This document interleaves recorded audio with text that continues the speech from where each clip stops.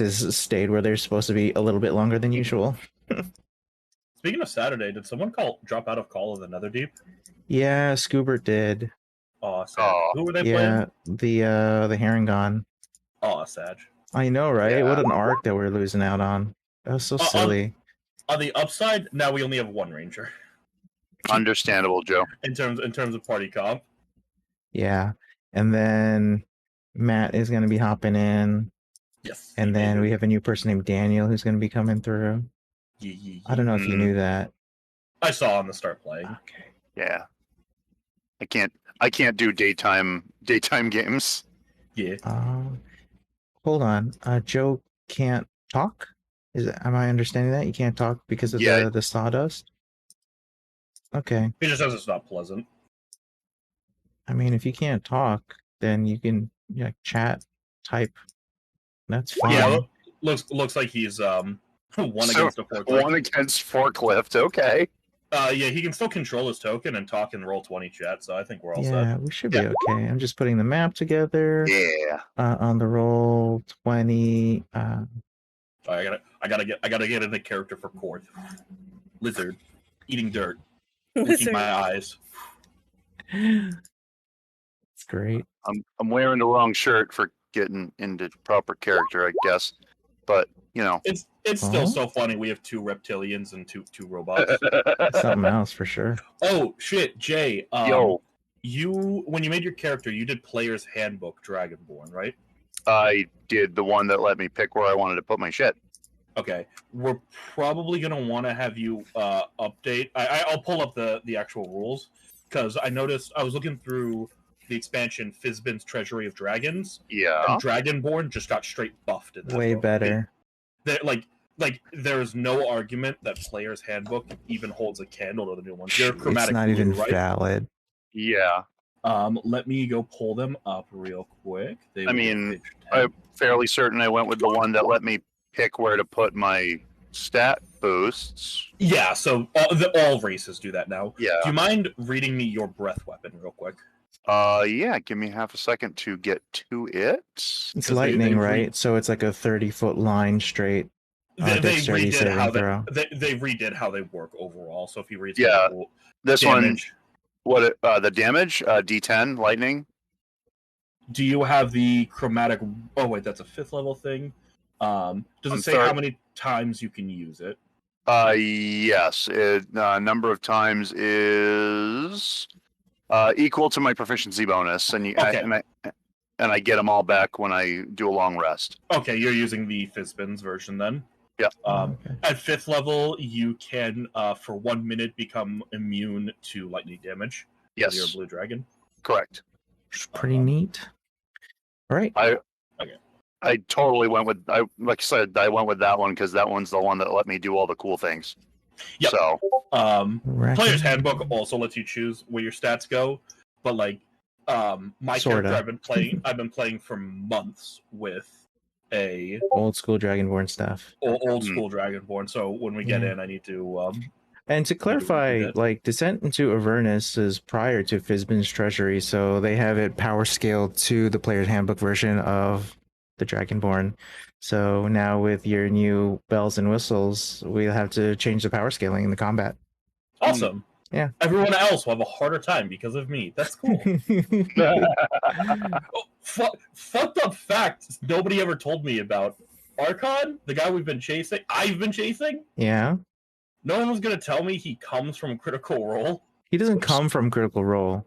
He played in 3 or 4 sessions with them, but Joe Manganiello has been playing D&D for decades. Oh, he's just been playing this character for He's been playing this character for a very long time, and then Critical Role is like, hey, Joe Manganiello, I know you live around the corner, I know you fucking love D&D, do you want to come through? And he was like, I'm going to come through. I'm going to start a t-shirt company. I'm going to work with that guy who's fucking Shaggy from the live action Scooby-Doo, and we're going to start a company together. And then he's just been D&D crazed. He was so obsessed with creating a D&D movie, and then Honor Among Thieves came out, and I'm like, what happened? He's a big deal in the D&D space. I was going to say, what has he been in? He was in Magic Mike as one of the big muscular dancers. Yes, I love this. Joe Manganiello characters. Archon. He's played Deathstroke. Yeah. Big Dick Richie. I'd be surprised if you saw a picture of him and wouldn't recognize who he is. He played Hefty Smurf in the Smurf movies. I think he Hmm. played Arrow Deathstroke, judging from this picture. I don't Could think be. so. It's a live action Deathstroke of some kind. Yeah, but Um, the one who was Deathstroke in Arrow was the guy from Spartacus. um, but it was just really funny learning that and then realizing he has the hand of Vecna.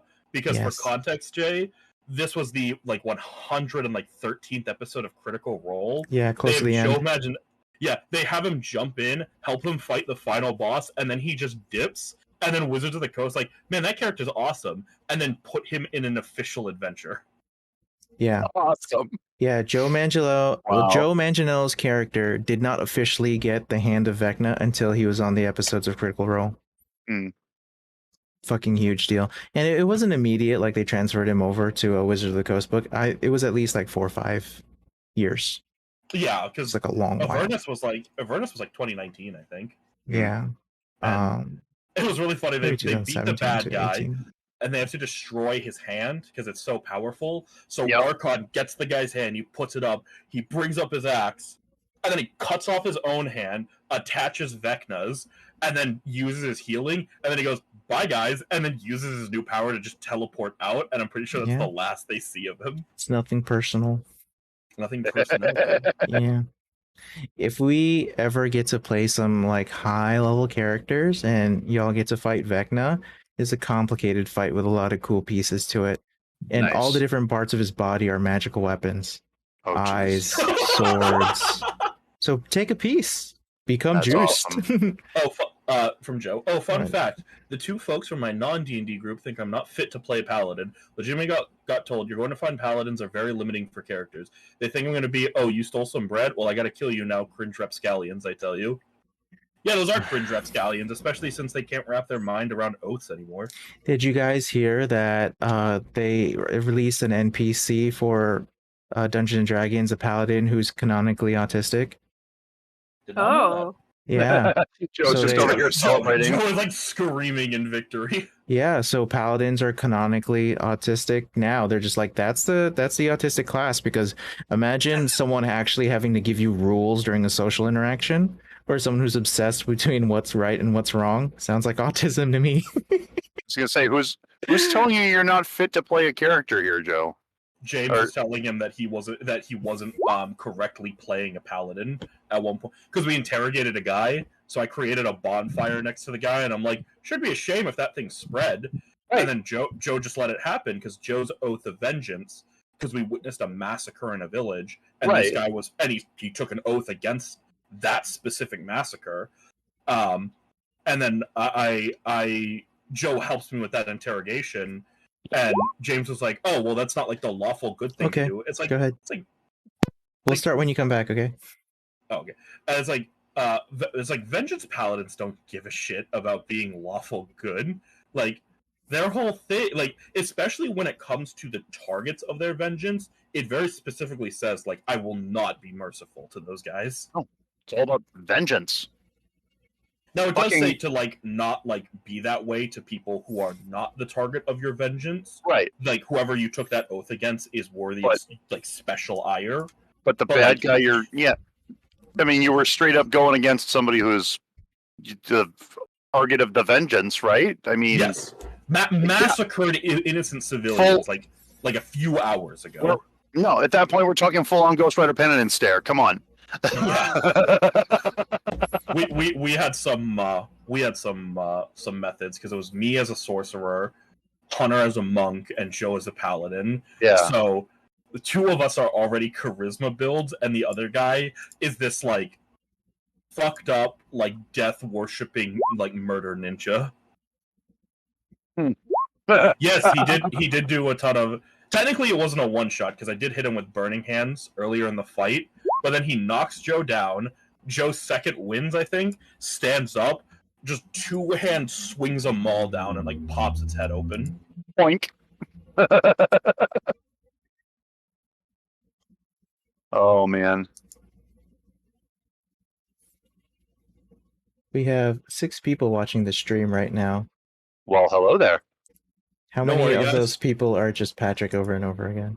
I'm actually not watching the stream at the moment. I'll go and make it 7. No. We gotta boost those up. Matt Mercer, Brendan Lee Mulligan, you have nothing on us. 1 shot a half ogre. That game, tons of fun. Womp womp. Hats off to Andrew with that campaign. Any campaign, really. What are you talking about? The ogre he deleted, apparently. Gonna go make it 8. Graxis, I think his name was. Right, yeah. Yeah, Gergaxis, whatever that guy's name was. That guy. Popped his head like a watermelon. Just gone. Just gave him the Gallagher. The Gallagher 3000. I was so mad because I kept casting I kept casting cool spells and then I just kept rolling low for my spell attack. The one spell, I kind of made up for it just in terms of raw damage over the course of the combat because I did a Burning Hands that got like 3 or 4 dudes in it and most of them failed the save. Yeah. So I did something like almost 30 damage with that one attack spread out over the 3 targets. On your Roll20, are you guys using the new toolbar that they have? They might have asked you if you'd elect to take the new toolbar option prior to launch.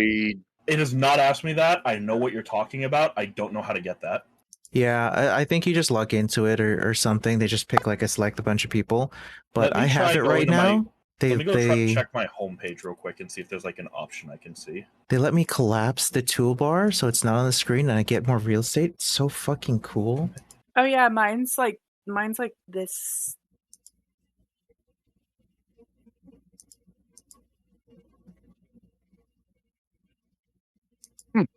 I have like the subscription currently started too, so don't know. I had the pop-ups here and there, but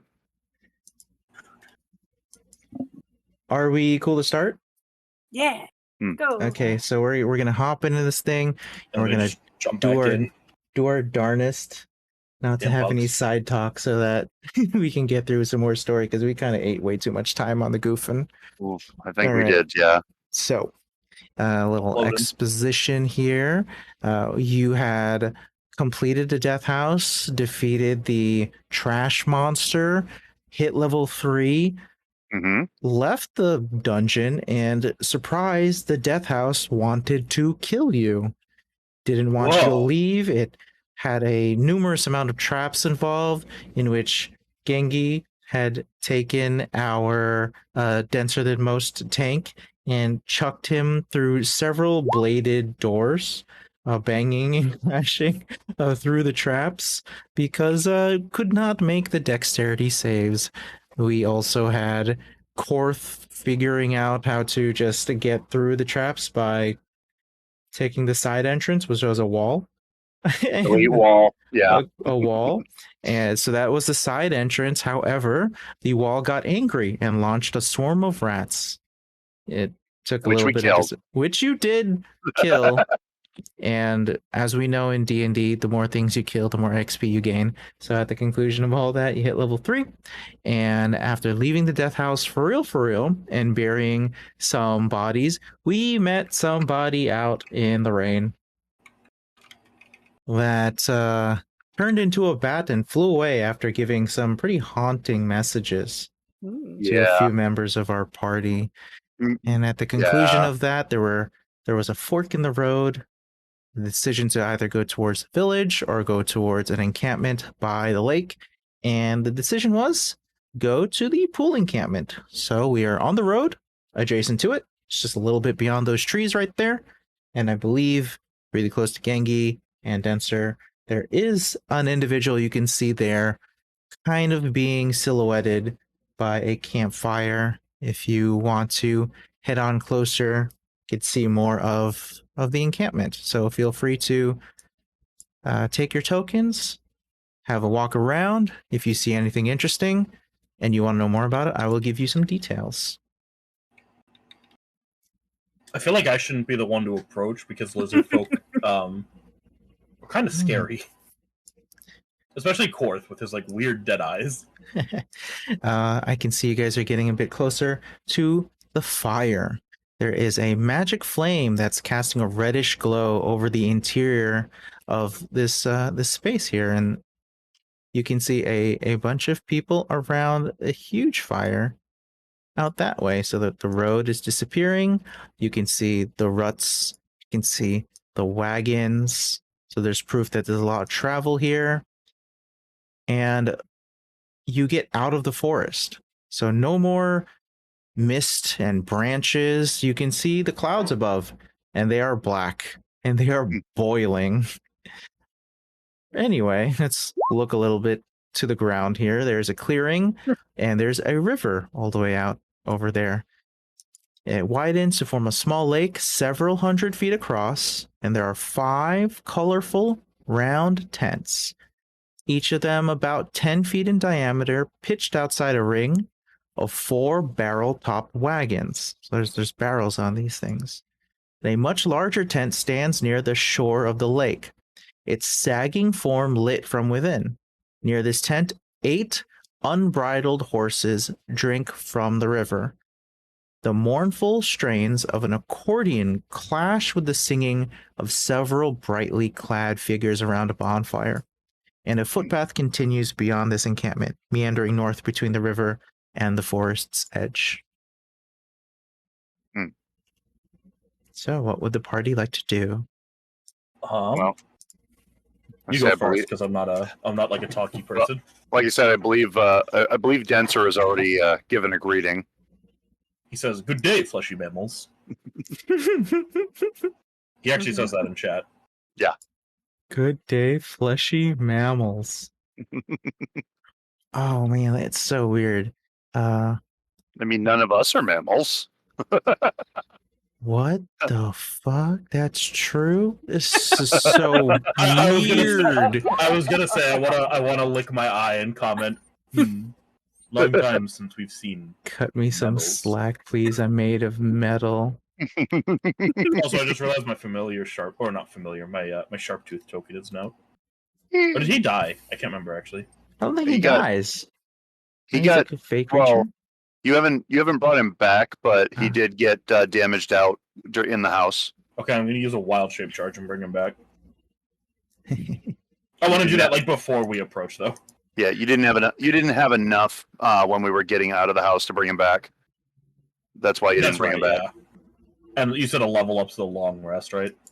Yes, level ups are always gonna come with a long rest. Yeah, then I bring him back.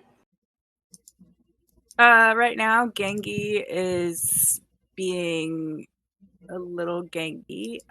He's not interested. He's actually kind of scared of meeting these fleshy mammals. People? And then, yeah, people. Gengi's only familiar with one person in his memory. And he's like hiding behind these wheelbarrows, carts. Yeah. Wagons. And whatever. Wagons. And he notices a tent here. And he sees that,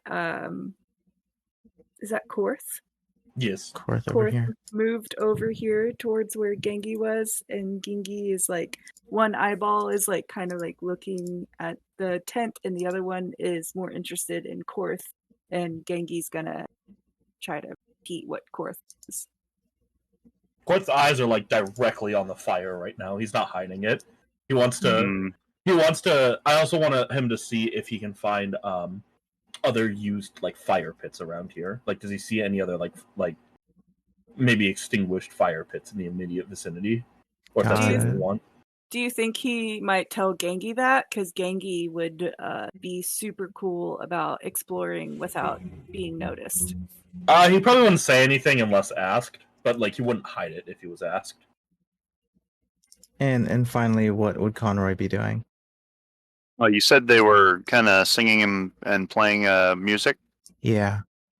Oh, kind of just going to lean up against the tree that I'm next to there and kind of observe the group. Okay. Is it a good cool to make a roll to see if I maybe recognize the music? Yeah, you can go ahead and roll perception. It's unclear if it's actually music, but Yeah, go ahead and roll perception. Okay, so 13. So 15. we'll go Denser and then Gengi and then Korth and then Conroy. Sounds good. All right.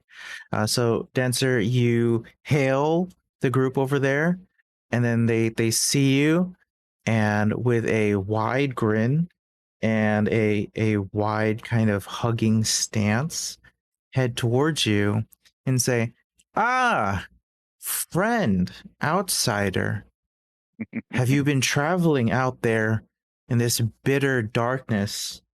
Please come to the fire and warm your joints so that you may have company in this uh, treacherous and cursed place." They invite you in. Let's go. Okay. Can I have you roll insight?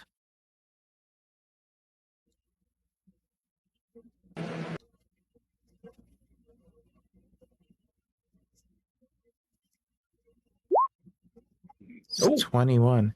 You hop in, and this person who speaks to you has a very positive demeanor.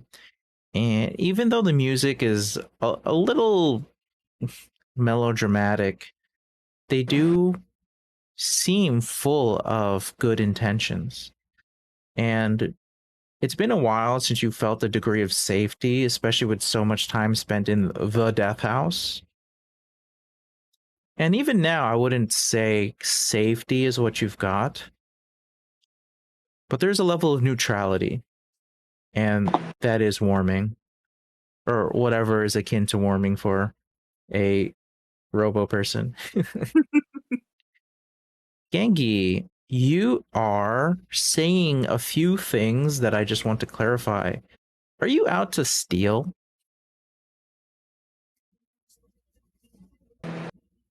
It's because I Only, hear you yeah. want to go through people's stuff.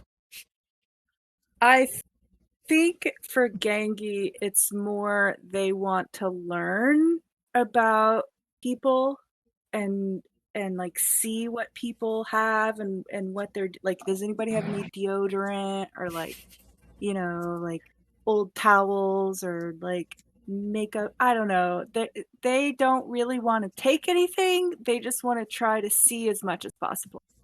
Are you being sneaky about it, or are you being Heck like yeah. overt? Okay. If you're going to be sneaky about it, let's get the stealth roll out. Uh,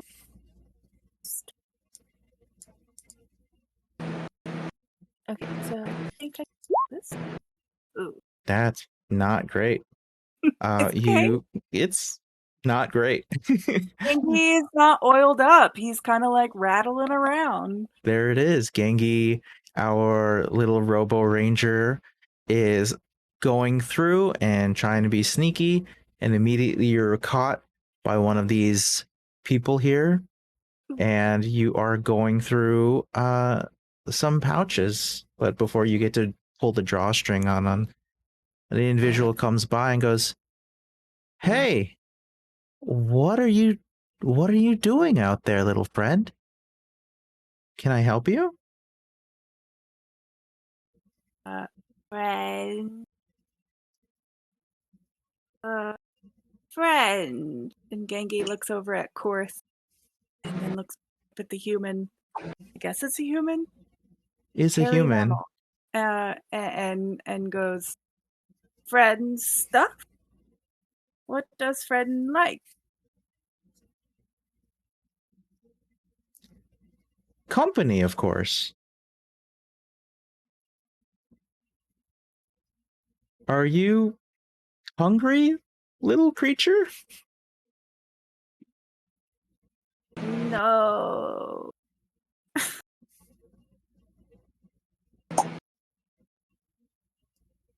Gengi's definitely not hungry. I don't even think Gengi could know Can how to eat. lie about that. Imagine.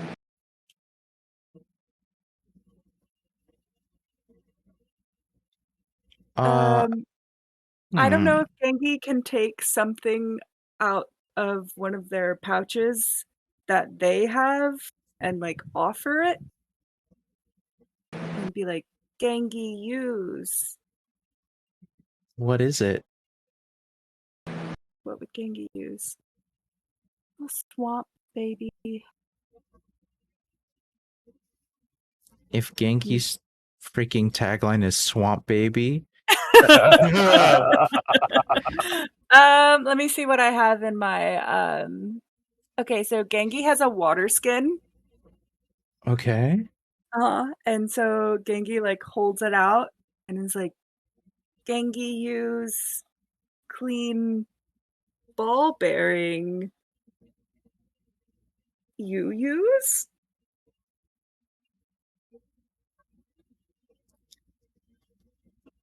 I do not know what you want.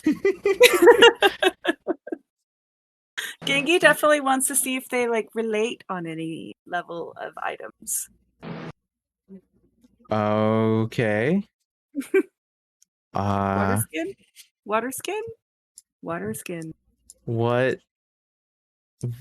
We need to have a roll to see how we deal with this lost in translation situation here. Really strange, isn't it? It's rough.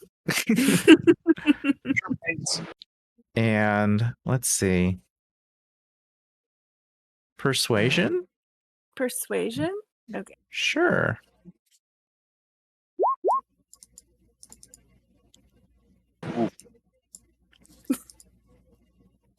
So this one man comes over when Gengi says use water ball bearings, and the guy goes,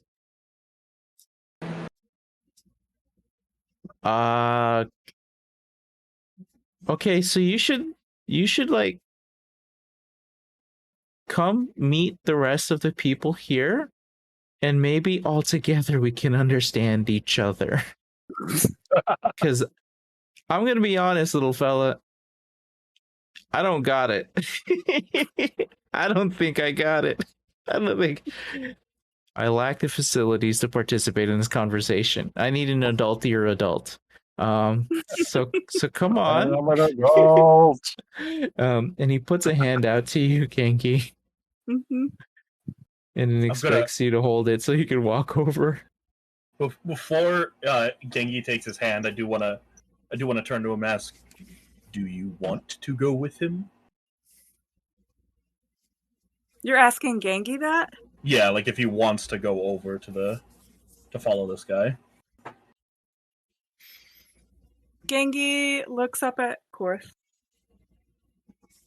zoomed in with both of his little eyes, and then Telescopes come out. yeah. And Gengi goes, do you want to go with him? No.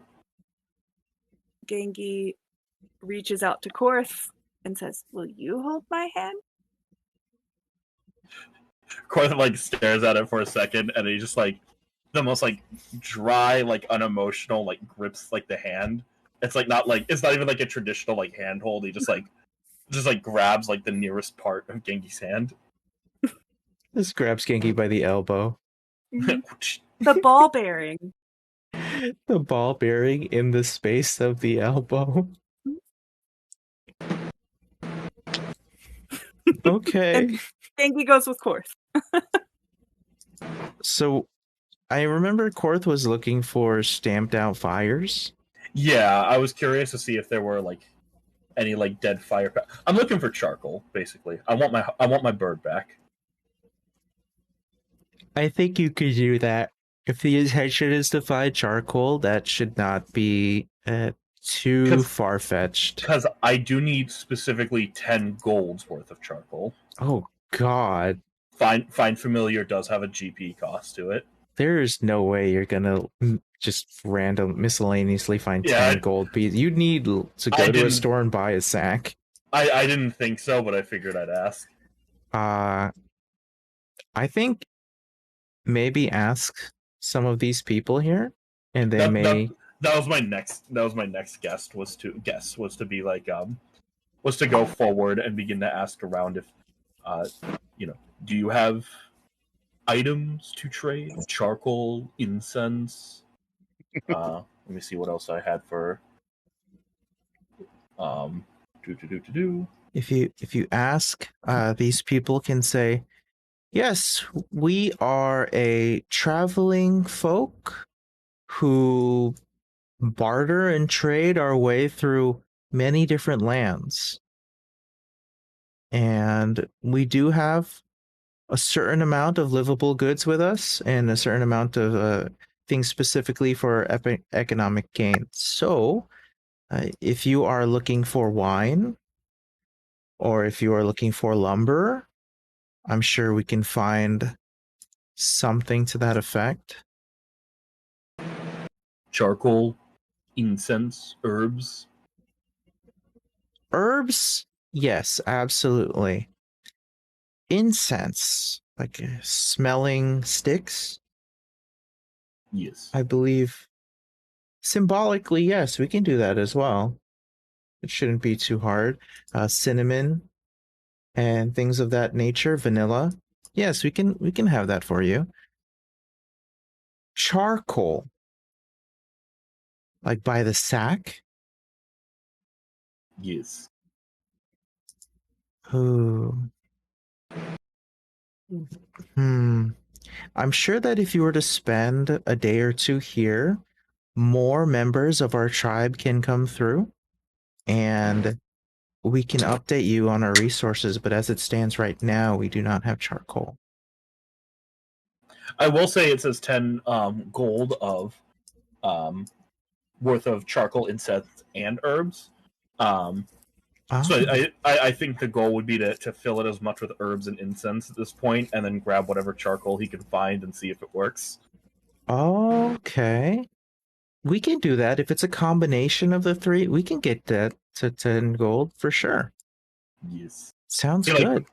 he pats down his pouch and he empties all his money into one hand, and a single silver piece falls into his hand, and he goes, I'm a bit short on currency, but I have a number of entertainment tricks I might be able to provide.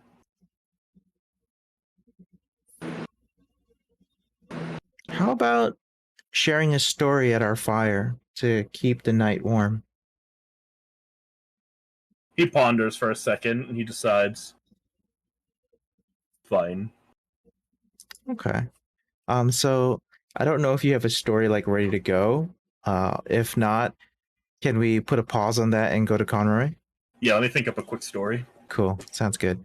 Conroy 13 on the perception check over there. Yeah.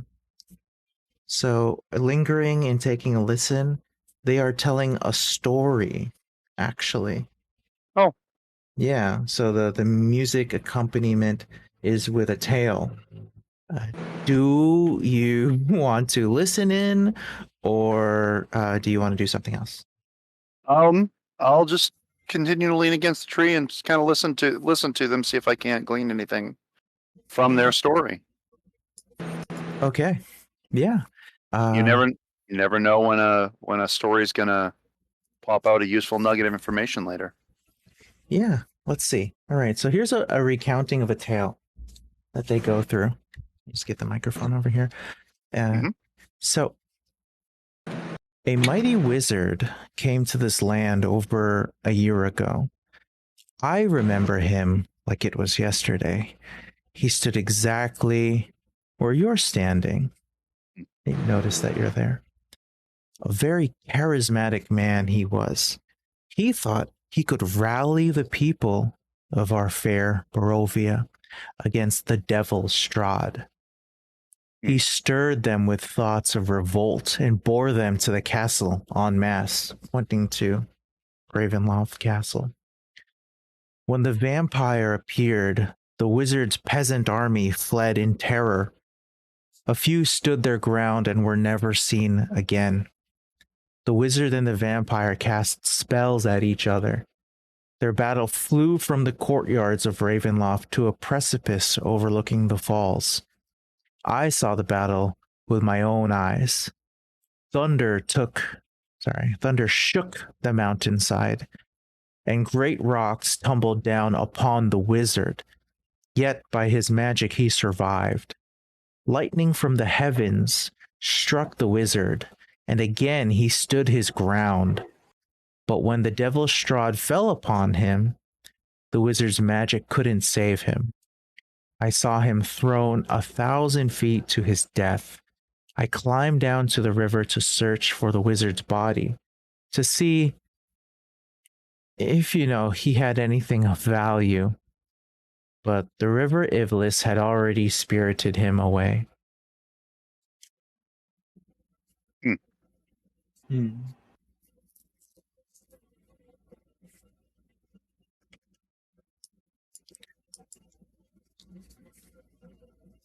Then it would seem he had a tough fight and lost. Perhaps. Unnatural creatures, vampires.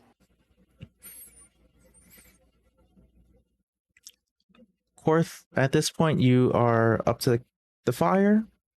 Perhaps you had a chance to listen to the story as well, as you have Gengi in tow.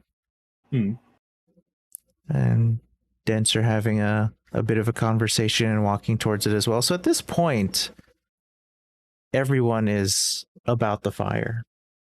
Yeah. Korth, do you have a story to tell? Yes. Okay. So Korth, he stands, he approaches the fire, he gives it a wave of his hand, and using druid craft, he causes it to dim a little bit. And he begins to recount the tale of, I have been a monster hunter for many years, but I've always pursued one creature and been pursued by, and the servants of this creature have often followed me into the deep, dark places of the natural world. And it recounts this tale of going into this swamp, trying to evade the minions of this hag that's been haunting him his whole life. And as he continues to do so, he uses his druid craft to create animal sound effects and gusts of wind for added effect, because druid craft is one of those awesome spells that I love. And he talks about this beast that pursued him through the swamp, and then at the end he ends the story by explaining how he heard the creature, it was near, and as he peeked from his hiding spot, he was attacked by this, and he turns himself, and I use my wild shape to turn into a Dimetrodon, and I roar for the final added effect of the story. Are you trying to be scary?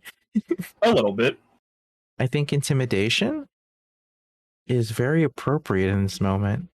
Let me check something about my background real quick. Boo, get off the stage. Boo, get off the stage. Denser throws a tomato. He bites Denser's head off, kills him instantly. Joe write a new character. Joke's on you. You could just He's screw Metal the Man. head back on. I crushed the head, he's dead. Arrow 404, head not found. Oh! Okay, I will say my background, people just inherently find me scary. Okay. Just figured I'd throw that out there. All right. Do you want to just use that instead of the intimidation roll? Just say that they find me scary. Well, they definitely find you transforming into a dino scary. He transforms back afterwards, by the way. Okay, there is definitely a look of awe. And there's definitely a pause. But after a moment, they're like, we love showmanship. That was top tier. Wonderfully done. Sincerely. You should try to be a showman. I'm sure you could take it out on the road. I've had thoughts of a career change. I think at this point Gengi needs to react, because I think Gengi would be terrified. What will Gengi do? I think that he would kind of pull himself into his metal, I guess I kind of imagine him to be trash can shaped. I think he would like. I think he I would like imagine him spindly. spindly. Well, he's definitely spindly, but I guess maybe like his main. I'm thinking of like a bug, like his thorax or his. I I think get it. he's I just see it. I yeah. see it.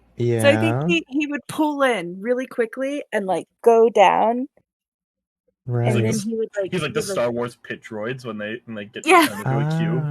Ah, he would like look up and like try to like determine if the situation was safe. So right. yeah, A turtle if a turtle was a trash can. sure. Or a Cool. Gengi, just a Gengi being Gengi. Oh yeah, sure. Just walking around the street and it's like, hey man, that thing looks like a gangy over there. Everybody Mhm. gets it. But Does of my course, showmanship apply enough, by the way, for my trade for my items? I think they do enjoy it very much and would love to give you recompense for this. That's the scariness and all of that factor. They'd love to give you the 10 gold worth of material resource you're asking for. Good Nice. story. Yeah, I great immediately story. pull my little like mage bowl out of my backpack and I throw everything in there. I grab one stick from the fire and I go like off to like a little secluded part of the camp, probably like let me get my character sheet out of it. Yeah, like around here, and I throw everything in and I immediately already start casting my spell. It's gonna take an hour, but I want my bird. While that hour is going, one of the members over here, they head over to you and they go, so what happened to the hag? There are some parts of the woods I still don't tread at night. Which is true, that hag is still alive. Very cool. Very, very cool. Right. I'm So curious if anyone in the party goes to talk to him while he's doing this. yeah. What's going on for a little bit of a short rest here? Oh, still kind of just enjoying the general merriment that's that's being had from a distance, from my from from my leaning tree. Um, just appreciating that they're enjoying life. Release the hag. Good lord. That hag is like the source of all of this guy's trauma.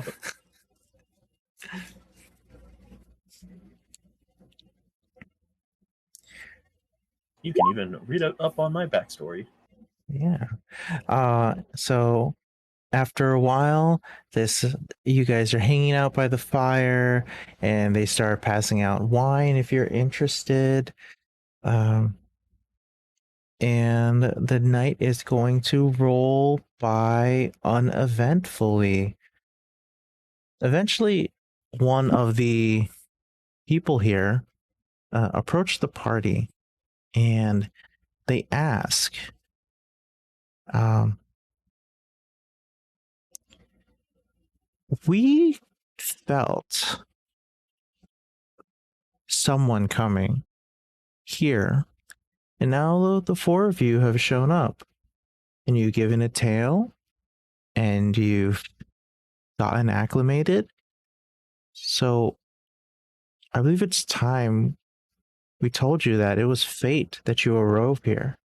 Just absolutely knew that you would be visiting our humble camp. Hmm. And someone here has been waiting for you. It is Madame Ava. Foretold you're coming.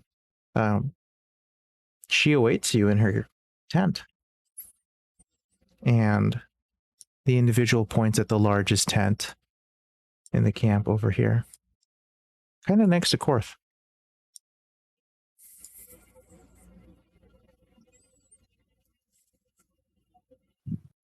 Has it been an hour, by the way? I think so. I think Gengi has been in trash can mode for an hour. In that case, I've summoned my familiar. I'm using the hawk stat line. Okay. But I'm summoning a Dimorphodon. Neat. Prehistoric small flying reptile.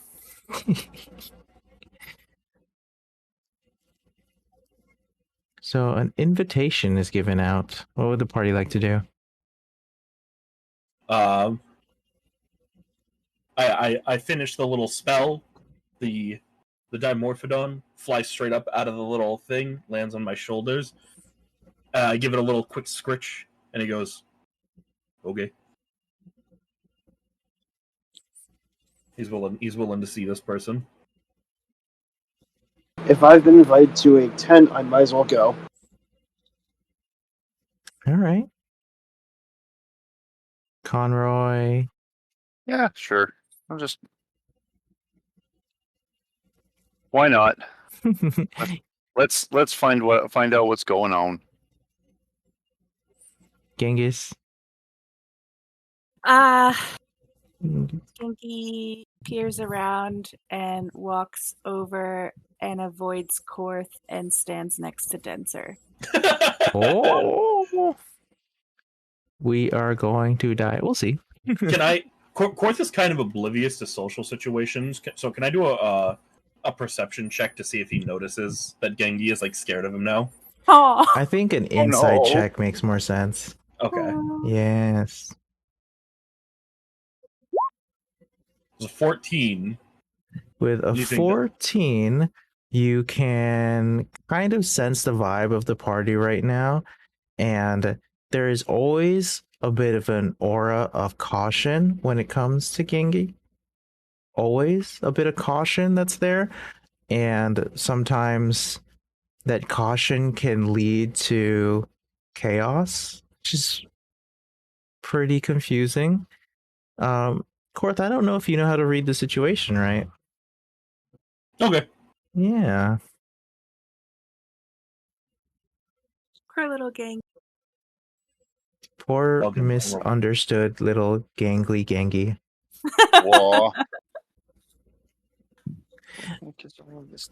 So, there are magic flames that cast a reddish glow over the interior of this tent, and you can see a low table covered in a black velvet cloth. Glints of light seem to flash from a crystal ball on the table as a hunched figure peers into its depths. As the crone speaks, who is not a hag, her voice crackles like dry weeds. At last, you have arrived.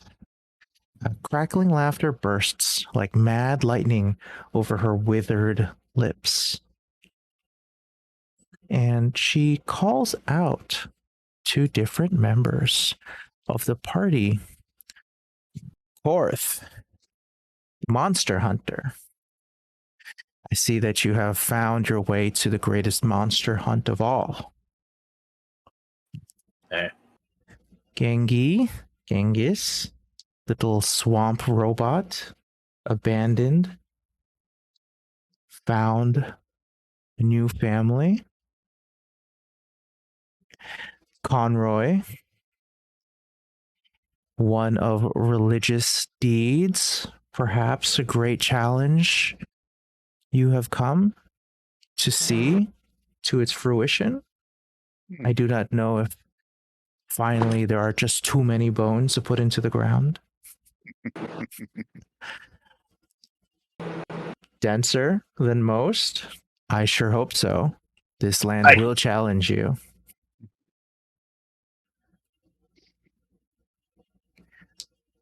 Would anyone like to hear their fortune? I've never been one to turn away from the mystical. Denser would like to.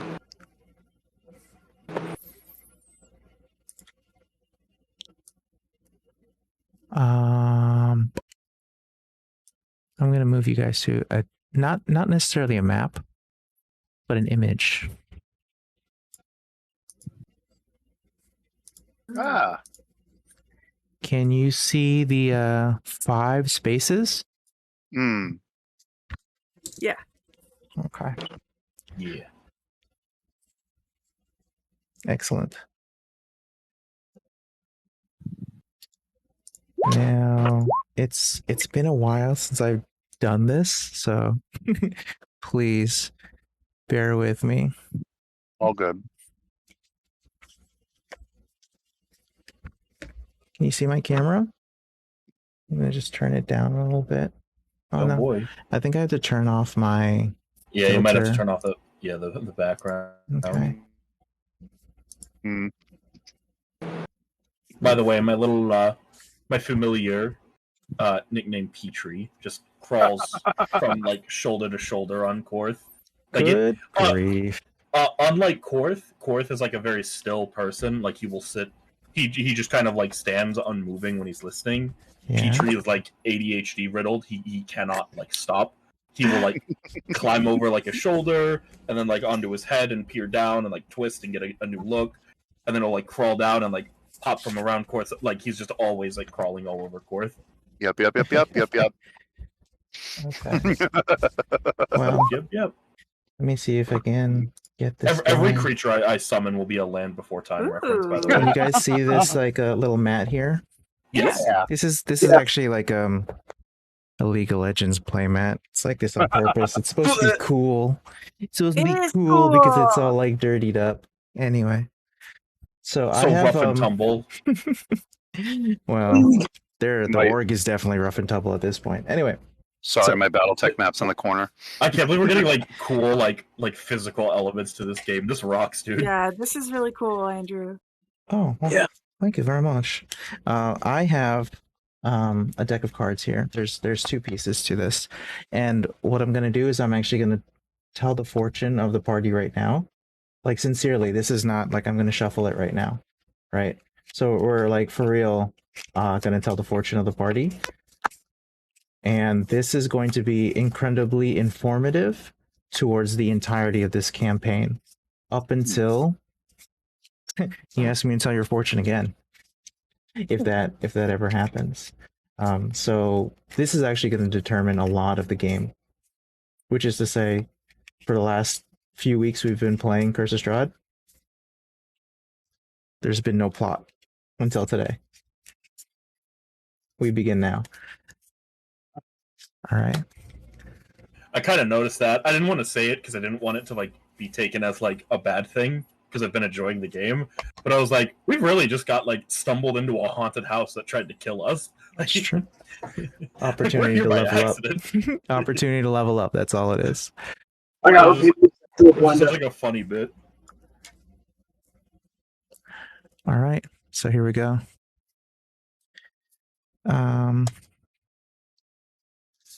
I believe Korth was up first.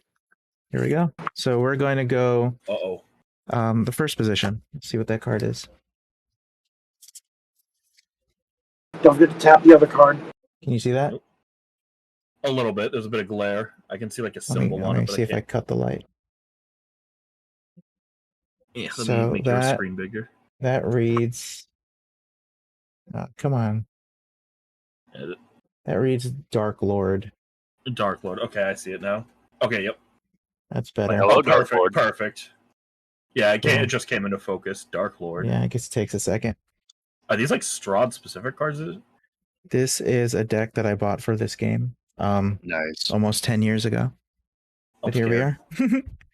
Like the commitment. So this card tells of history. Knowledge of the ancient will help you better understand your enemy. Hmm. Okay. Knowledge of the ancient will. Well, So that just gives Korth so much more incentive to do the stuff he's already doing because he's already like a prehistoric guy. Yes.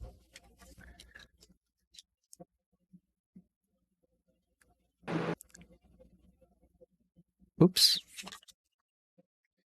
Actually, this is actually the end. That is supposed to be saved for later. Oops. So we'll go through that. Let me just keep creating. I'll turn the light on and keep creating this little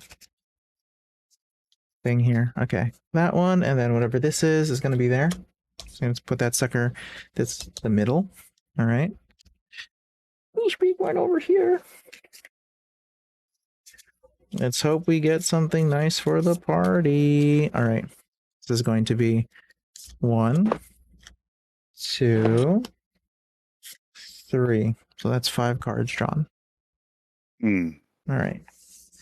Being the first one. Wait for that to chill out. Yeah, I think it's going to work with the light. It's just going to blur out the... The dimmer it gets, the better it looks. Perfect. The Illusionist. Illusionist. All right. So this card tells of history, knowledge of the ancient will, help you better understand your enemy. All right. Hmm. Spooky. What do we see?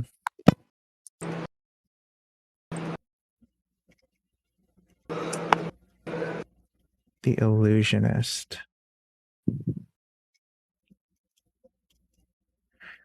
So, a man is not what he seems. He comes here in a carnival wagon. Therein lies what you seek. Hmm. This card tells of history. Knowledge of the ancient will help you better understand your enemy. A man is not what he seems. He comes here in a carnival wagon. Therein lies what you seek. A deceiver in a carnival wagon will hold something we want. Okay. Next card. The second one. This card tells of a powerful force for good and protection, a holy symbol of great hope. That sounds good. Hopefully. Everything else sounded really bad. Elementalist. Thank you. We're at the star.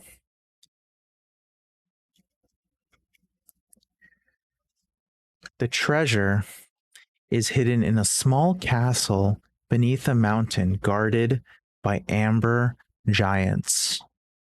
Hmm. So again, this card tells of a powerful force for good and protection, a holy symbol of great hope. The treasure is hidden in a small castle beneath a mountain guarded by amber giants. Make sure the stream is keeping up with this. Hmm. All right. Looks like it. Next. This is a card of power and strength. It tells of a weapon of vengeance, a sword of sunlight. So if I'm holding that up right, yeah. Uh-oh. Uh-oh. The Berserker. Berserker. Berserker. The art on that sucker. We're looking at swords.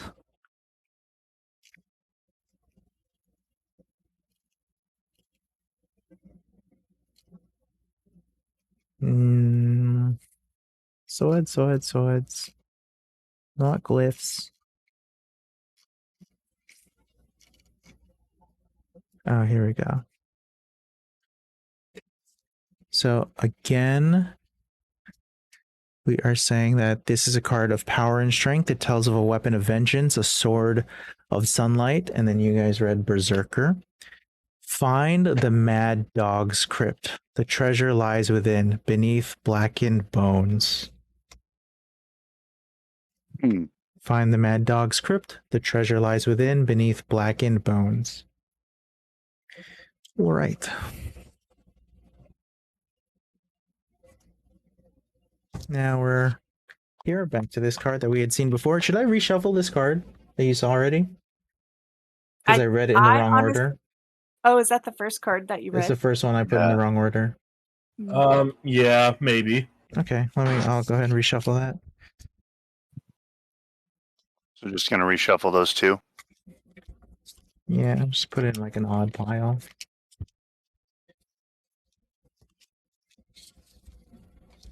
This party doesn't have a name either, now that I think about it. See what happens. Either. This card sheds light on one who will help you greatly in the battle against darkness. Raven. And he's kind of upside down. Oh, I was holding it upside down. Oh, Joey. Says Raven on both words. I give Petrie a scratch and I go, I think that one's you. Theater. Clearly, that Raven was summoned in defense position. Well done.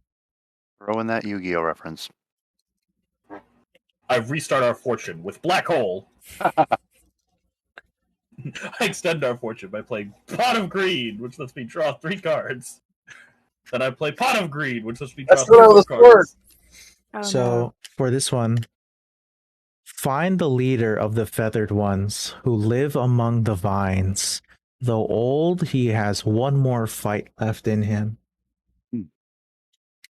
Feathered one among the vines. Oh.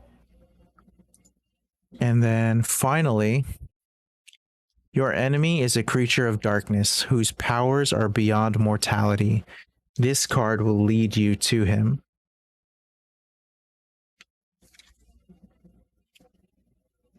I don't know if I'm holding this up correctly. Yeah, I think so. Don John? John.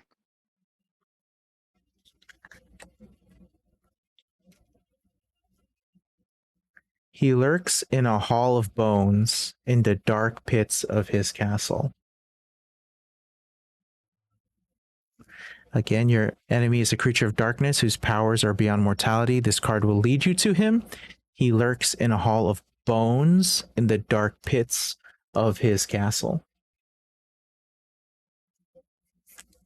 What's with this head shaking?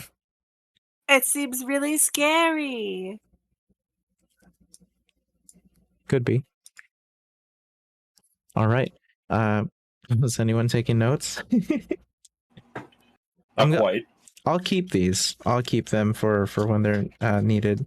So maybe make a little handout with the wording of each one.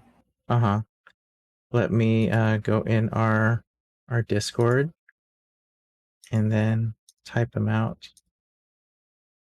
My application's closing. Roro Raggy. I'm good if you just want to type the name of each card in the order that you presented.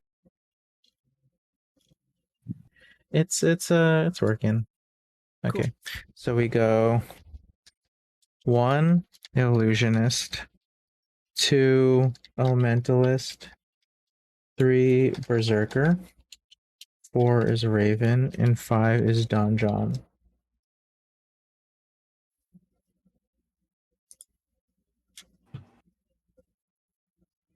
That works for now. All right, I'm going to fix up my setup here.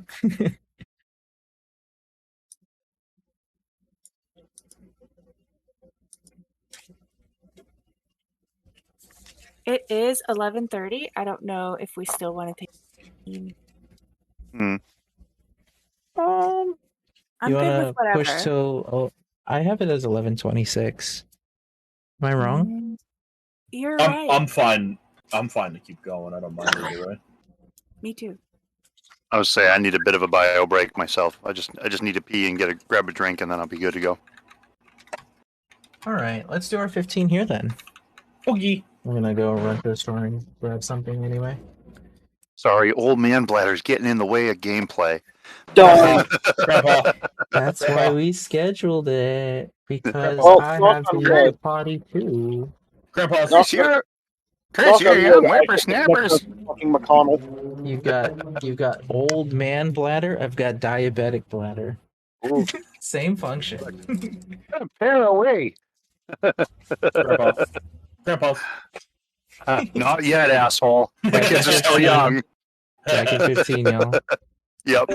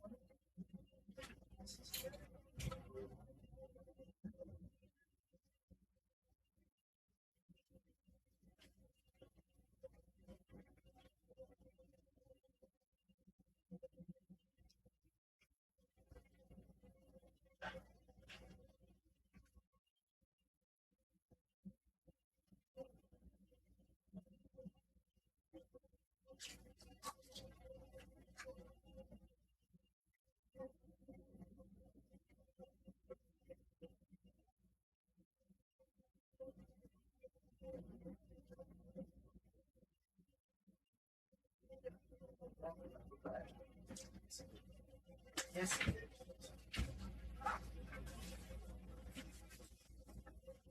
No leaders.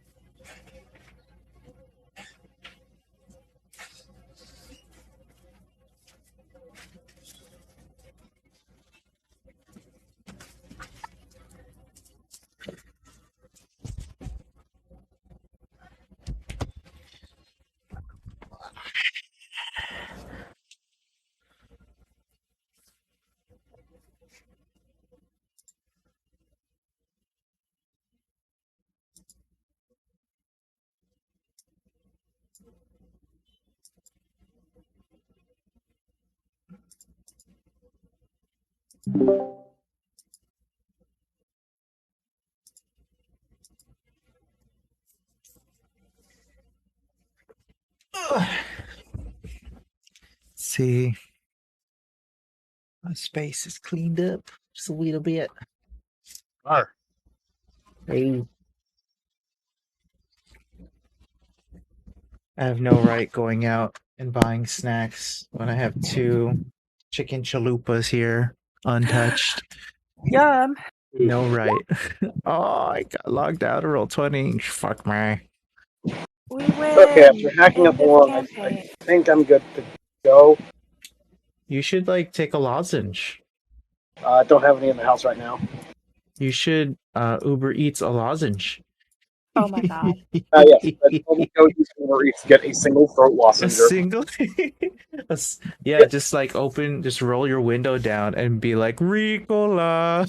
Someone will come through for The nice you. thing about it, I could waste someone's time doing that. Keep that on for later. I'm going to get out of the card page there. Whew. Little bit of fun. Also, I don't know where my kitten is. Oh no. It couldn't have gotten far. He's still in the house. He's just kind of mad at Oh.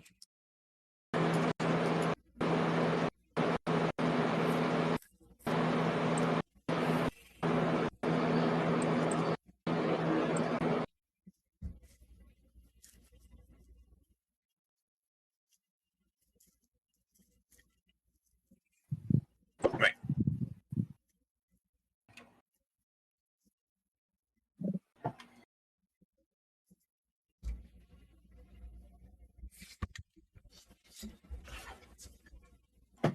My room is cold. So,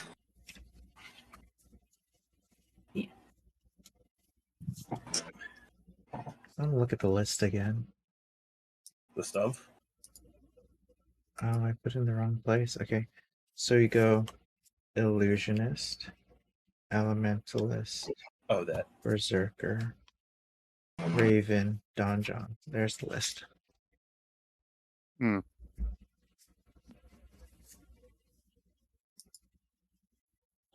I put it in the wrong chat. Let me bring it over. Oops. Swoopsy doopsy. There we go. oh, cool.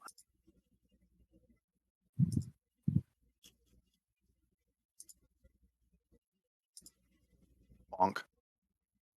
Dink donk. 358 people watched the stream while I was doing the the fortune telling. That's awesome. What the fuck? Not that big Not of a that- deal, oh, guys. It's always like the random posts on TikTok that pop off. Like Right? for me, it Facts. was I made a joke. This is the only Overwatch related post I've ever made. I made a joke about Doomfist's reveal trailer that tries to make him look like a badass because he fights Winston when Winston's like raging. But the trailer also shows him in prison, and then if you listen to the voice lines, Doomfist just got his ass beat in that fight.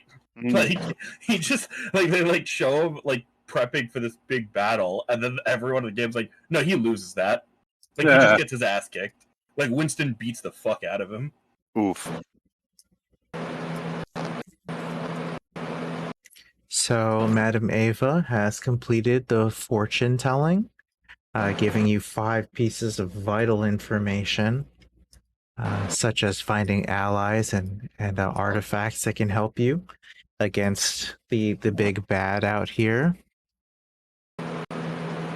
Is there anything else that the party would like to do at this point? Because Madam Ava has read the fortunes and there's nothing else to say to you except good luck. And I hope this gives you some aid. You seem very confident that we'll seek this creature out. As adventurers, it is almost not in your control. You might say it's destiny that the two forces will clash.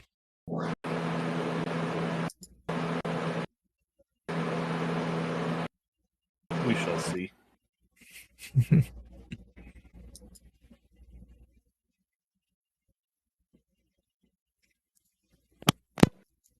Genki doesn't really want to. Doesn't want to go after a vampire. Gengi's just gonna follow and observe. Understandable. Have a nice day.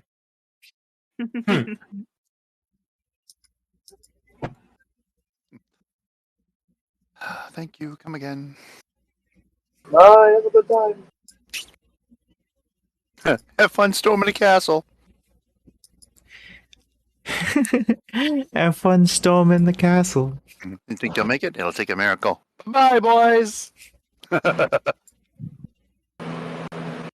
Oh, speaking of Princess Bride jokes, real quick aside, I was driving home from dropping my my oldest off at school this morning, and a car that was passing me at the intersection, the license plate was "As You Wish." I thought that was pretty cool. Yeah.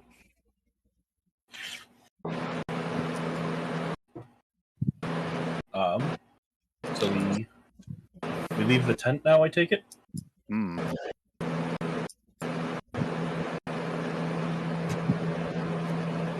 Okay.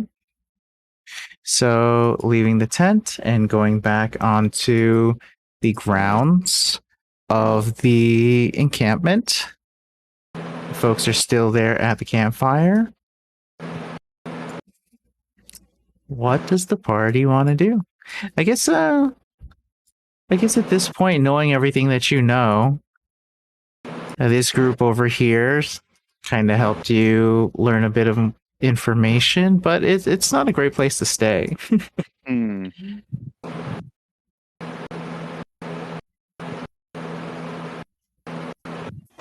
Joe, can you mute your mic? It's doing the fan thing. Oh, yeah, sorry, give me a second. No problem. Oh, I can see now. Hey, The thing was blocking your light, I guess. I think I fixed it. I think so. Yeah. I think I just heard an Andrew motorcycle. Yeah, that's me. funny you should That I mention am funny you should mention motorcycle while I'm messing with my motorcycle related transformers. You would. Yes, I would. Should we leave the camp? I was gonna say, where's our next destination? Let me pull the map up for y'all. Also, what happened to our hunting party? So much I question. think we are the hunting party, buddy. Well, remember the very first session we were with? What were they? Werewolf hunters? Yeah. Yeah, that's. Probably Again. to find them. Again, I think we're it. It's over. We're in the sandbox mode. We made sandbox mode, yeah. Well, I always see people that talk about like wanting like sandbox campaigns, and I'm always a little meh about that. But then like I see maps like this and like the map we have like in Inverness, and I'm like, we have a sandbox here. Like we could just go wherever we felt like it. Yeah. Yeah, you know where the sand ends. There's no surprise. So real, so true. Fun fact: just about any alien campaign you're doing can be a sandbox campaign. The maps in the beginning of the book. Pick a spot and go. This map is really cool. Yeah. And so the camp was down here at this river, and this was the town we had seen earlier. Oh, there we are. We're down there. Oh, you're muted, Andrew. Sorry. Yeah, so the choice to be made, you guys went south towards the river as opposed to north to the village. And the death house was like much farther back. We should probably find you guys lodging at the village now. Do we need to? I mean, most of you prefer to sleep or at least power down someplace comfortable, I assume. Anywhere works fine for me. Mm-hmm. Worst case scenario, we try to find the werewolf hunters. It's either that or go our separate ways, and I'd rather see the original job through if we can.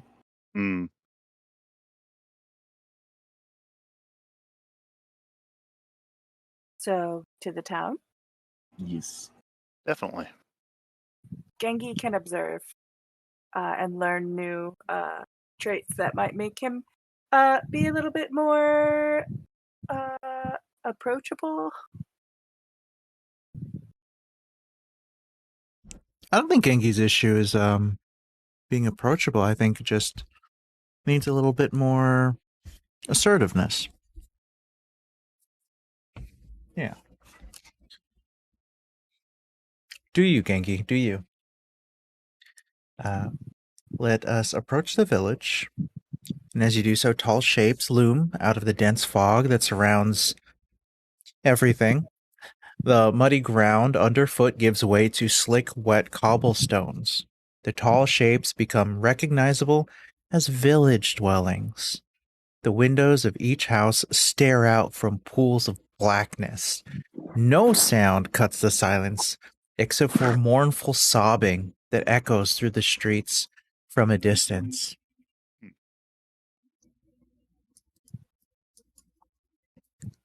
As you travel through the town, you'll notice all the shops are permanently closed.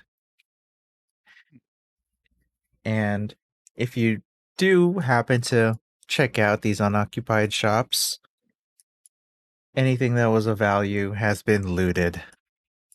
Oh, A bit of a clue, really. There are claw marks that cover most of the walls. Can I make a nature check to see if I can identify them? Certainly.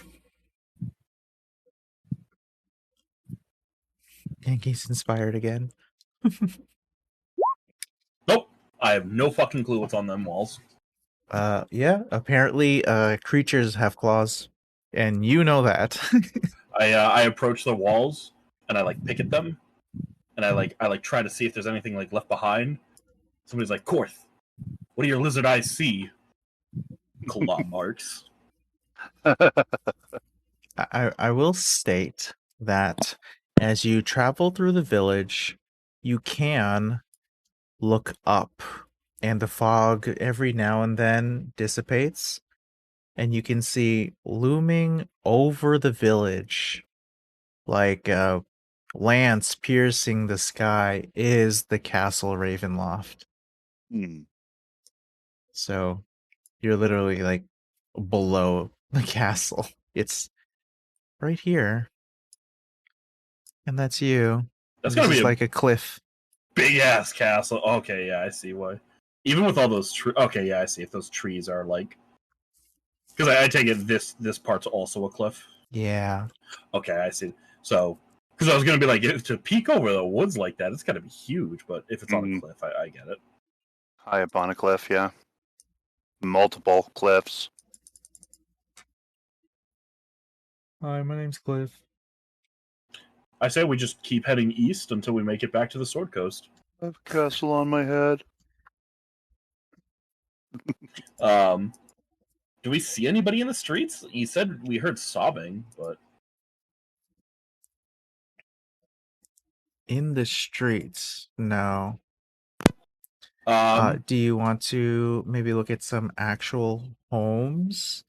before we do that, you mentioned the sobbing. You would be able I, to find where the sobbing is originating. I am going to put a hand on Conroy's shoulder, Mhm. and I'm going to say, "Warn me for what approaches." And my eyes glow like a blue, and I'm going to have my familiar fly up and try and get a bird's eye view, and I'm going to look and hear through his eyes and his ears, because I can do that as an action, but I become blind and deaf when I do it. Mm. While Korth is doing that, can I use detect magic? Ooh, good idea. Put you guys in the village here. Mhm. Okay. So we have a few things that are going on simultaneously. We have magic detecting. We have warging. And what else? The other two party members. Who was holding Court's body? That was what's that? That was me. My bad. I was trying to move myself. No, Uh, no. What I'm saying is like Court is kind of like a corpse right now. Someone needs to hold him. Well, he's blind. he's not. He's not a corpse. He's just blind and deaf. He's blind and deaf. His hand is on my shoulder.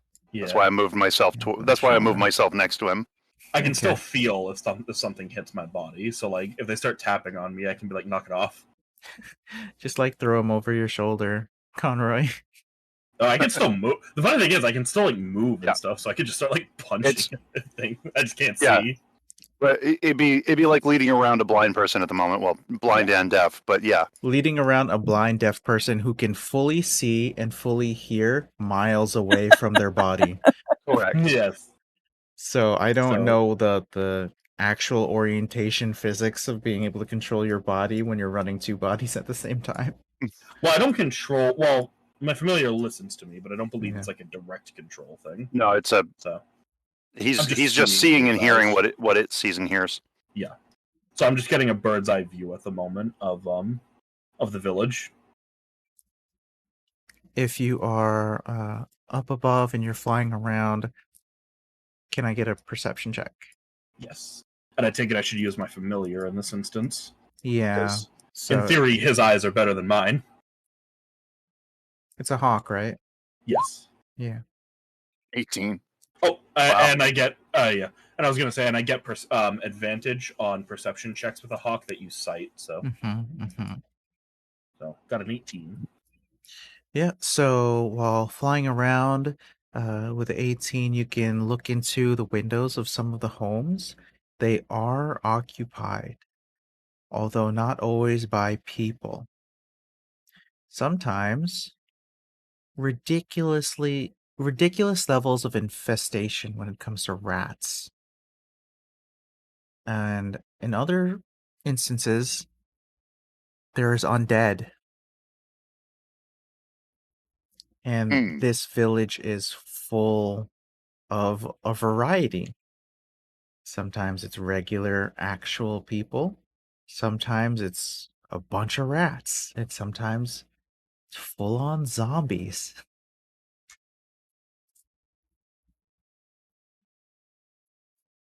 I'm going to hold up my hand, let Petrie land, and when he does, my eyes go back to their normal color, and his lips just kind of curl back as he explains, most of the homes are filled, but not by people. Undead, rats, and what might be survivors in most homes.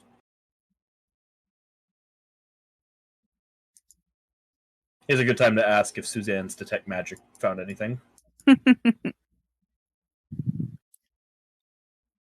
Detect magic would let you know the different categories of magic, and if there is any, the immediate vicinity, typically. And as you use your detect magic, which creates a bit of an aura around you for 10 minutes, do you stand around or do you walk about? I think Gengi would do a little bit of patrolling. Okay. Trying to secure the perimeter and make sure there's no places where a creature or a target could like come up behind them. Yeah. Well, I'd say just walking around, there isn't evidence that this place is suffused with magic, but there's definitely something wrong here. There are a few key places that you discover, though, so you can feel free to like mark them down. There is a tavern. There is a how do you say it? There's a townhouse. Can you ping the tavern? The tavern is here. Yeah. Towards the south of the village, there is a mayor's mansion. So that's this the biggest building down there, some sort of a mansion. And believe it or not, all the way up in the northwest is a church with a cemetery Graveyard. behind it. Why would we not believe that? Because it feels like a hellscape for evil people. Hmm. Church, tavern, A mansion. church, a tavern, a mansion. Can I you would see the say little that if marks I you, put? yes, Okay, yes, just wanna make I sure. would say that the crying, like the relentless crying, is coming out from down here. And there's a store here too. It's labeled Bildrath's Mercantile. But it's supposedly closed, right? There's actually a little bit of light coming from this building. And there are heavy curtains that are obscuring the light. So just a little bit spills out. I feel like usually these places, the tavern holds the most info. Do we wanna go there first, guys? Yeah. I feel like either the tavern or the crying. Well, the tavern sounds like it could be a solid plan, but at the same time, that crying, I don't know. Did my hawk see? Did my familiar see anything? Did Petrie see anything, or in the crying area, or?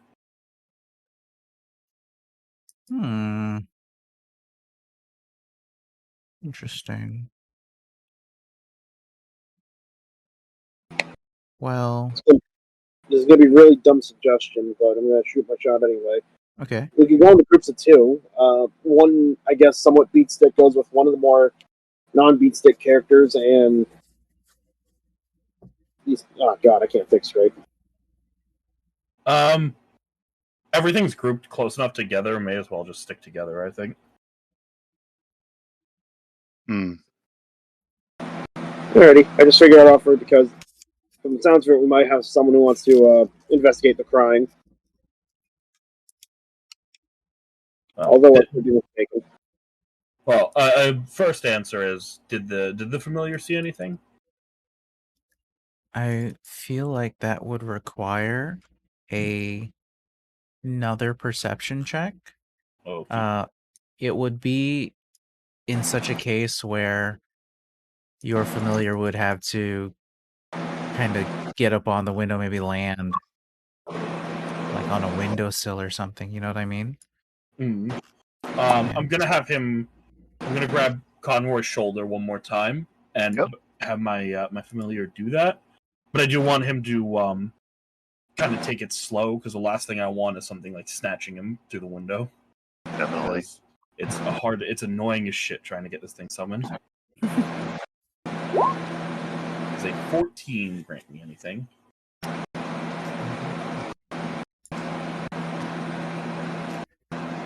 So, as your bird is by the window, you can hear the sound of sobbing in an inhuman desperation. Does your bird enter the home? Oh, I don't like the inhuman part. Not at all. Are you on Found the the skinwalker. first? This actually is a 2-floor deal here. Would your bird be on the first or the second floor? I kind of imagine he'd stop at the first floor first. Or, I mean, the top floor first. Okay. Second floor. Yeah, second floor. That's where the crying is coming from. But once again, does your bird enter the home, the abode? I don't think he's gonna enter. He's gonna get close to the window, but I don't think he's gonna enter. Well, there's definitely something on this floor. That's all he can tell, because that's good enough for me if that's all he can tell. That's all he can tell. Okay, he's gonna fly back to me now. Okay. And as I hear things, like I say things out loud to the party as I'm seeing things like home, crying, inhuman crying from the second floor, in that kind of an order. So we all know it's on the second floor kind of deal. I'm gonna let the bird jump back onto my back, and I'm gonna suggest again. I think we should hit the tavern, either the tavern or the church, because I feel like that's the most likely place to have someone who might be able to give us a hand or explain what's going on. The tavern is closer. We can hit the church afterward. Yeah, that's what I was thinking. Though, if the warning that the mysterious stranger gave us is to be heeded, the church we may find no help at the church. True. Still, can't hurt. Well, could hurt to check. But may as well check anyways. We kill things for a living after all. Tavern first, then. Yes. Any disagreements? Mm-mm. Okay. Nope. Oh, and I'm gonna point to the ground near the home with the crying, and I'm gonna have what's a foreboding flower? I'm gonna have a daisy pop up so that we can use that to identify which house had the crying in it if it stops at some point. Druidcraft. Say out of character, inhuman crying. Crap, is that a bullet witch? Yeah, inhuman crying. Left for dead. I'm turning the other direction. Turn off the flashlight. Like, we are out of here. Was that movement? In character, oh, someone might need our help, but let's be careful. Hmm.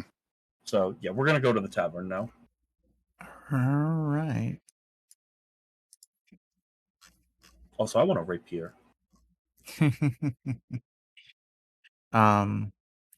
Dupe. So you're gonna head over to the tavern. Just making sure I don't have an alternative map for it. No, all good. All right. Doot. Boo, boo, doo, boo. A single shaft of light thrusts illumination into the main square, its brightness looking like a solid pillar in the heavy fog. Above the gaping doorway, a sign hangs precariously askew, proclaiming this to be the Blood on the Vine Tavern. Aw. Ominous. Yeah. Uh Korth, can I have you roll perception? Bird or me? You are you still in the bird? No. Okay. I mean, the bird could see something and warn me, but yeah, that's fine. I don't think the bird can 19! read. Oh shit! Solid. Even at disadvantage, he's a 19. Yeah, I was gonna say. So you look up there and you say ominous, and as you look at the sign where it says blood on the vine, you can tell that actually the N has been scratched over with an F. It was supposed to say blood of the vine. Party can head in. There is a blazing fire in the hearth, and it's giving just a bit of warmth to the few huddled souls who are within. And you see there's actually a few people here. There's a barkeep. There's 3 people who are dressed in the same cultural garments as the individuals that you saw by the little lake, the little river. And there is a young boy here, about 12 years old, just hanging about. Does Gengi's detect magic still work in here? It lasts for 10 minutes. Yes, for sure. It still works, Uh, but I can't say that it's picking up on anything. Even the little boy? Even the little boy. Oh, okay. And there is a young lady, maybe 5 or 6 years older than him, in full like a pretty heavy armor, but you can still see her face, so there's no helmet on. And I believe your party would be able to maybe quickly be able to identify this person subscribes to the paladin aesthetic. Hmm.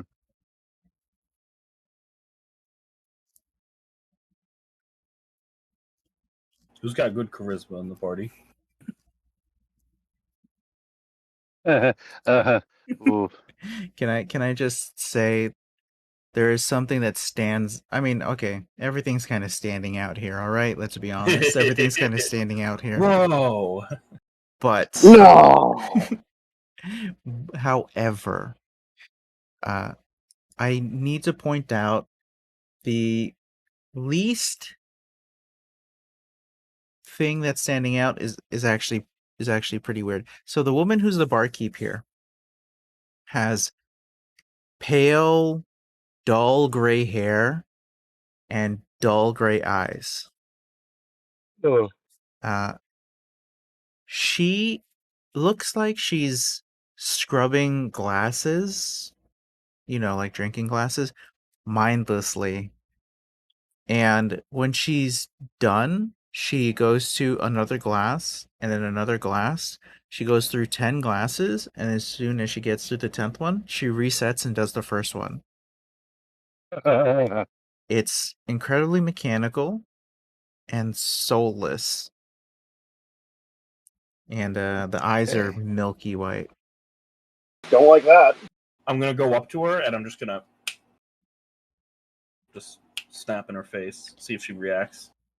She doesn't react, but I will say that Gengi's Detect Magic is popping off finally. And it's on the barkeep. So what Detect Magic does is it gives you the categories of magic. This is a divination spell over this way. That's odd. I don't know that. So Gengi, when I say divination, do you like what comes to mind for Gengi? Like, do you know what like divination kind of entails? Divination, isn't that kind of like, is it like mind control or like seeing things, So images and stuff? divination is like being able to see multiple things at the same time, the past, the future, the present. Okay. Being able to kind of tell the future. So like And also, Professor Trelawney. yes. But one thing that's devious about divination is it's also spying on others. So it's very like omnipotence. Mm-hmm. Hmm. As far as like Gengi, when they realize it's divination, they can't really put like a finger on it. Like they can't really remember the specific feeling or moment, but they understand that like it's basically a governor control module like affecting someone, even if that's not what's happening. Hmm.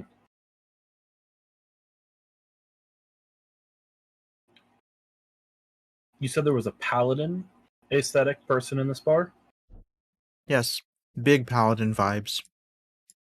Where would you mind? What was their description again? I think we might want to talk to them because I don't know if this bartender is going to react.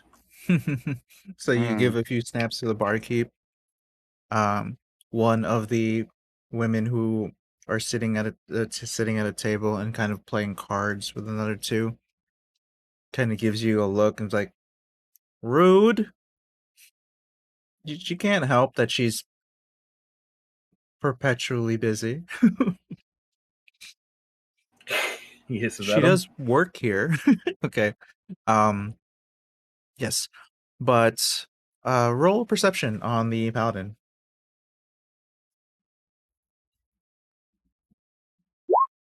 22.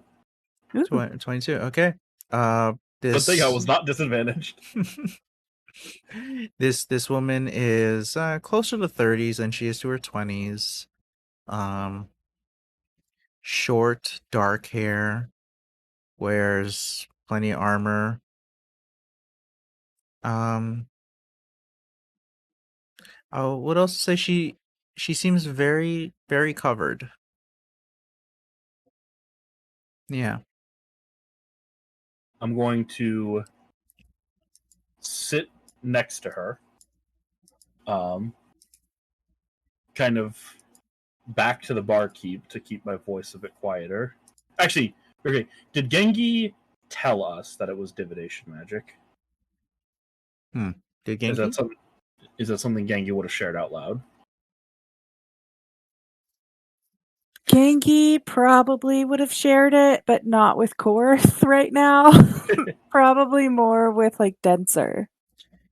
I have to let you guys know that after Korth does like the finger snapping and the conversation kind of happens, the barkeep turns around and grabs a tray of ice cream cones and hands it out to the party. It is a vanilla swirl ice cream cones with nice little eatable handles to them, and everybody gets inspiration. Thank you for that. What?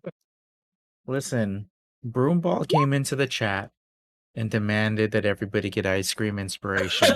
And if Broom says so, that's what happens. By the order of Broom, it shall happen. Okay. Can I give mine a quick lick and make a nature check to see if they're poisoned? Holy crap, yeah. Korth does not trust food given to him by another person. 4. I mean, Korth's never This is cooked great food ice before. cream. This is amazing ice cream. Can Gengi just make a survival check? Like they don't even have to taste it. They can just like scan it. Scan the ice cream Yeah. I'm realizing I for should have also. abnormalities? Sure.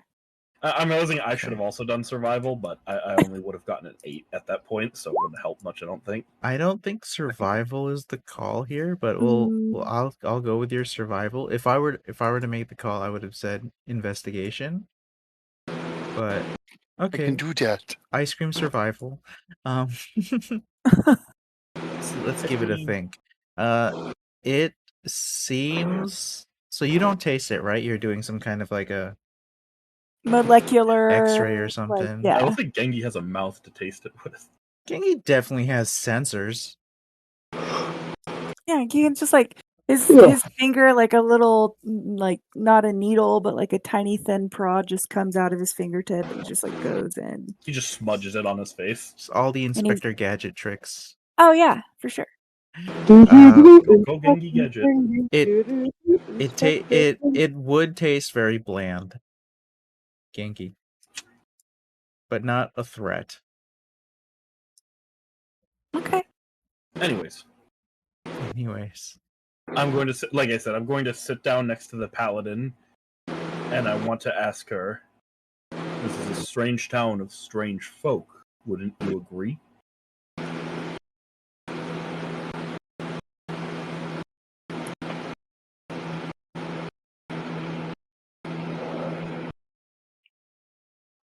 She says,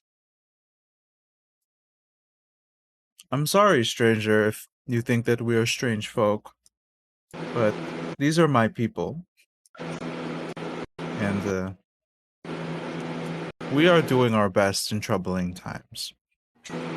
Do I recognize any symbols on our armor that might relate to like an order of paladins, or Does Korth know paladin shit?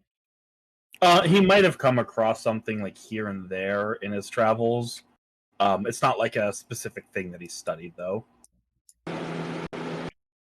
The symbol of paladin, like insignia that she uses, is very esoteric.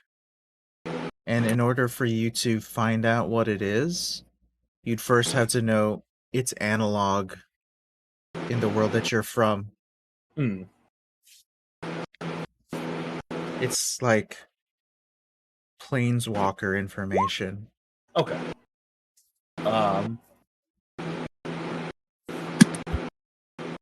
I'm going to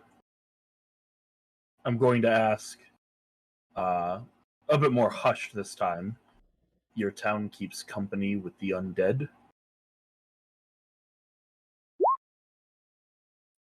No. His AC was picking up again. Oh. I thought my AC was picking up on the microphone. No, it's Joe's. You say AC, it's literally just two fans I have pointing directly at me that aren't really doing anything. It's still stupid hot in here. It's probably just recycling the heat. Yes. But I ask about you keep company with the undead? She will drink some wine. And asks for some wine for your group from the barkeep, and the barkeep snaps to it right away. You say undead out loud. In a hushed tone, but yes. In a hushed tone, can I get a stealth roll? Nope. You mean these undead? And she goes, I see that you have a sharp tongue, and perhaps this conversation would find a better place at a different location. In Druidic, I want to ask if she can speak Druidic. I doubt it, but like some people might have picked it up in their travels, so. Druidic is more like symbology. So maybe if you had like a twig that was twisted around. Well, it says you can speak the language. Yeah, there's no way that she would know what you're saying. Yeah, I didn't think so. And I say that out loud too. I ask her, and if she like cocks an eyebrow, I'm gonna say like I didn't think so. But I agree. We should find somewhere else to speak.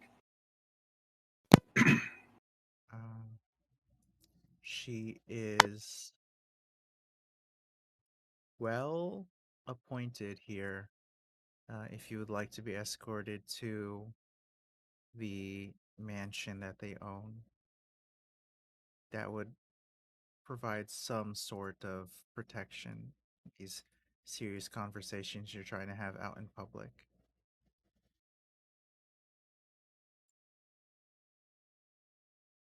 Are my friends allowed with me? Who are your friends? I gesture to the three of us, or the three of them. I just kind of look around, taking the bar in, or tavern, rather, excuse me. She turns to her little companion and says, Come on, Ismark, come along. We have business to attend to.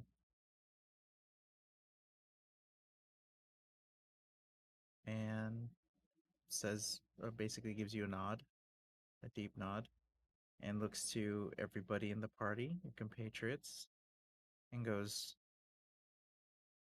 I believe you all to be adventurers, not just outsiders. I must speak with you before others pull your ear. Please, come this way. I'm gonna follow. Starts leading you all out. Okay. Gengi follows, but then like tries to find where their ears are and if they can pull them. Gengi's ears? Okay. I do want to look down at Gengi at some point when I see him like tapping the sides of his heads, and I go, I don't think we have ears. I don't think any of us do. The No Ears team. Team No Ears. We are a weird group of adventurers. We are deafness personified. Oof. Weird. What? Nothing. So, you head south through the streets and you come upon a weary looking mansion that squats behind a rusting iron fence. The iron gates are twisted and torn. The right gate lies cast aside while the left swings lazily in the wind. The stuttering squeal and clang of the gate repeats with mindless precision. Weeds choke the grounds and press with menace upon the house itself. Yet, against the walls, the growth has been tramped down to create a path all about the domain. Heavy claw markings have stripped the once beautiful finish of the walls. Great black marks tell of the fires that have assailed the mansion. Not a pane nor a shard of glass stands in any window. All the windows are barred with planks, each one marked with stains of evil omen. Would anybody like to do a survey of the grounds? I don't like this place very much. I would like to. Gengi would like to survey the ground. Let's get a Genki perception check. A Gengi perception check. Also, Gengi has it's something to do with the blah blah blah. Hold on, I have it open. This one. This. I think I press this button. Gathering Swarm? Mm-hmm. Is that just always, or is it only when I'm in battle?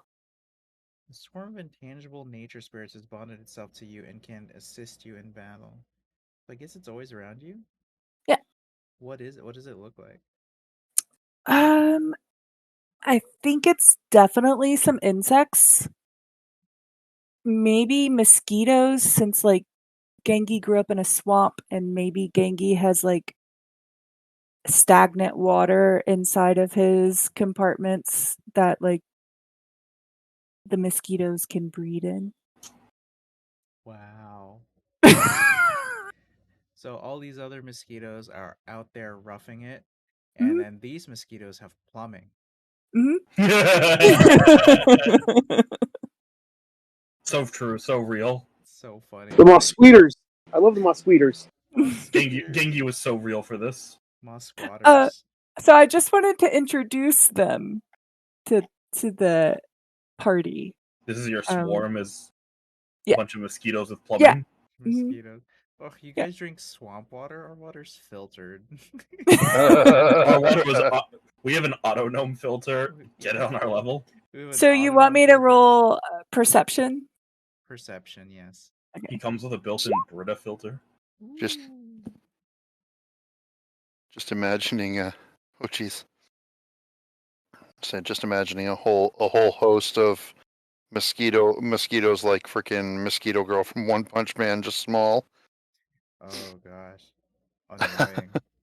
Um, Gengi, you can discern trampled weeds all around the mansion, as well as scores of wolf paw prints and human footprints.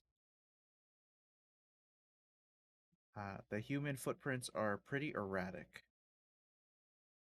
What do you mean erratic?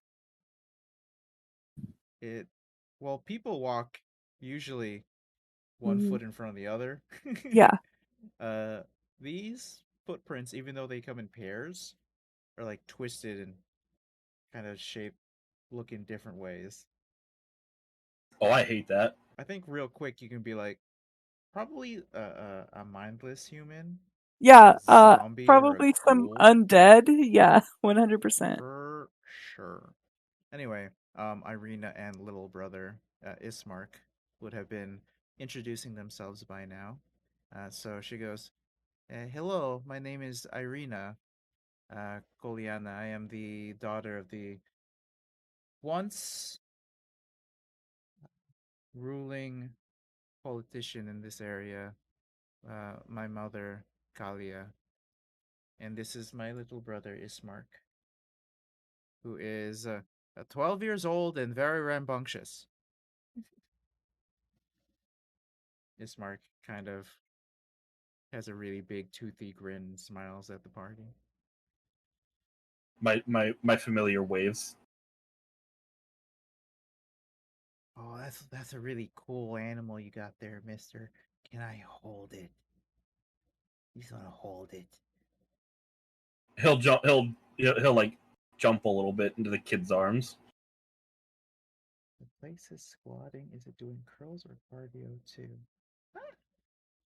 I don't understand, broom. um, can we get a performance check from your familiar? It's just from the familiar. Okay, Yeah. that's gonna suck. 6. He's just Okay. letting the kid hold him for the most part. This is awesome. The Dimorphodon just gives a little. Zounds. So the interior of the mansion is well furnished, yet the fixtures show signs of great wear. Noticeable oddities are the boarded up windows and the presence of holy symbols in every room. The burgomaster is in a side drawing room on the floor, lying in a simple wooden coffin surrounded by wilting flowers and a faint odor of decay. Their mother is dead.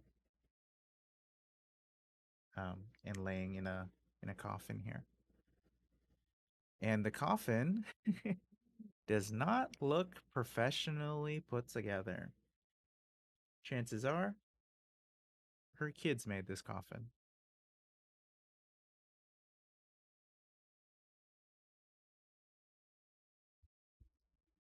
Irina says, so you've noticed the undead here. The undead are all over this land of Barovia and in this village of Barovia as well. I would not speak in front of damned souls freely as you would.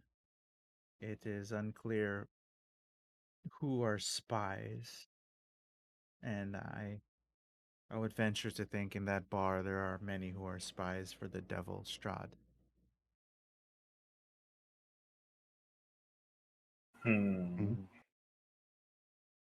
You come here to what purpose? We're lost. We were wanderers, hunters before.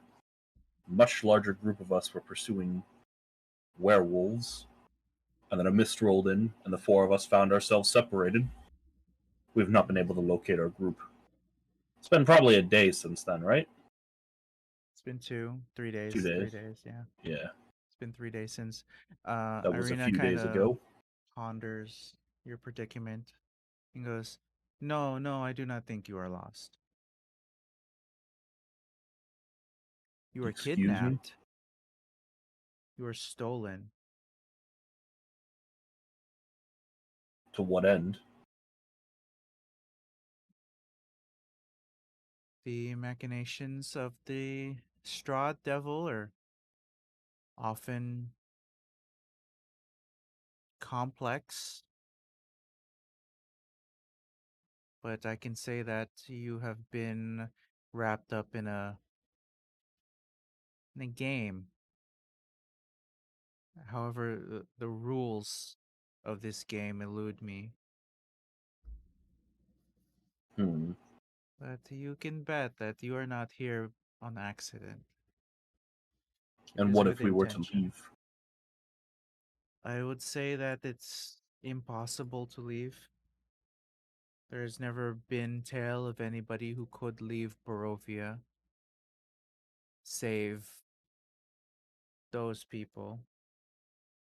And she Those? kind of mentions the individuals playing card games in the tavern.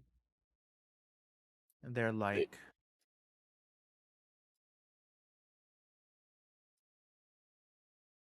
so they've left Barovia?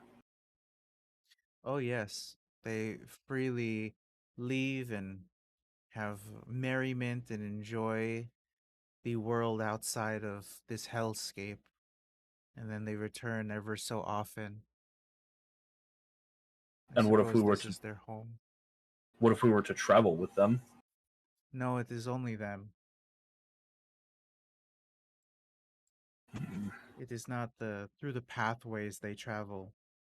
It is because of blessings that they have gained. Where we are cursed to live in this domain perpetually. They've been given the freedom to leave. Who maintains this curse?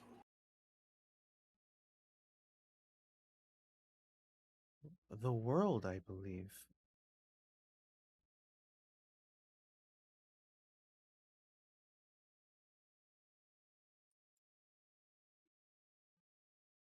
Has there ever been talk of removing it? Of removing Actual what? the curse, The world? not the No, world. I don't think that is. Removing whatever barrier prevents us from leaving. I imagine Strahd is the gatekeeper for all of us. But he has ruled for countless lifetimes. Then he will let us leave, or this will be his last. Not the first Agreed. adventurers to say so. And he's not the first monster to keep me captive.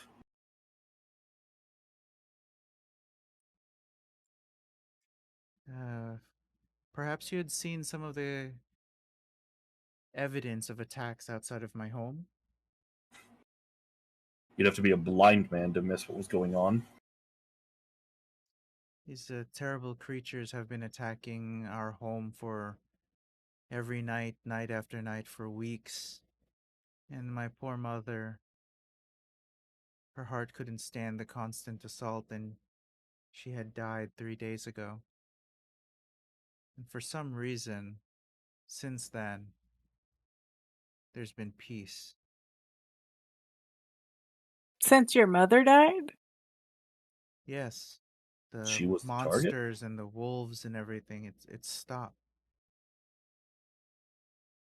I, as you can see, live as far away from the cemetery as possible. My mother's body rots here in our mansion. She must be buried. But What time is it, roughly speaking? a little before midnight. Okay, so it's nighttime right now, okay. Yeah. We have asked the townspeople if they'd help us bring the coffin to the site, but we lack anyone brave enough to help us. We just seek a proper burial for our mother. I would make a comment about what it would take for us to do this, but I look over at Conroy. I have a feeling one among us is going to volunteer anyways.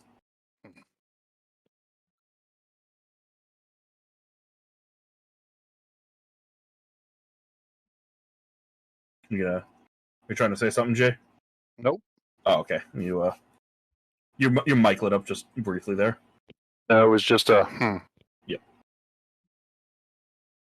So we have to go take this casket from the mansion to the cemetery? Presumably. All the way That's across their town. wish. That's their wish. Do you have a cart? I suppose we could procure a cart. Would probably help. Would be very helpful.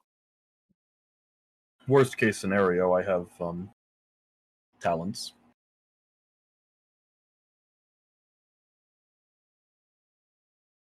Is this something you would prefer us to do in the daylight? Oh, if you wait just a moment, you'll see why traveling in the midnight is a terrible thing to ask. Well, I'd assumed that regardless. Yeah. So we're gonna wait until daylight and then move it? Probably our better idea. Can we wait here? Oh, I'm not leaving the house. I'm going to bum around no matter what they say.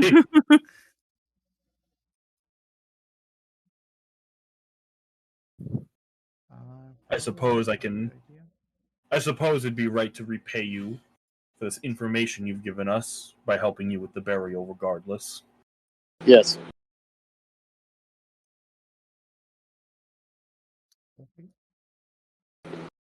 Um. Okay. Cool. Cool. Cool.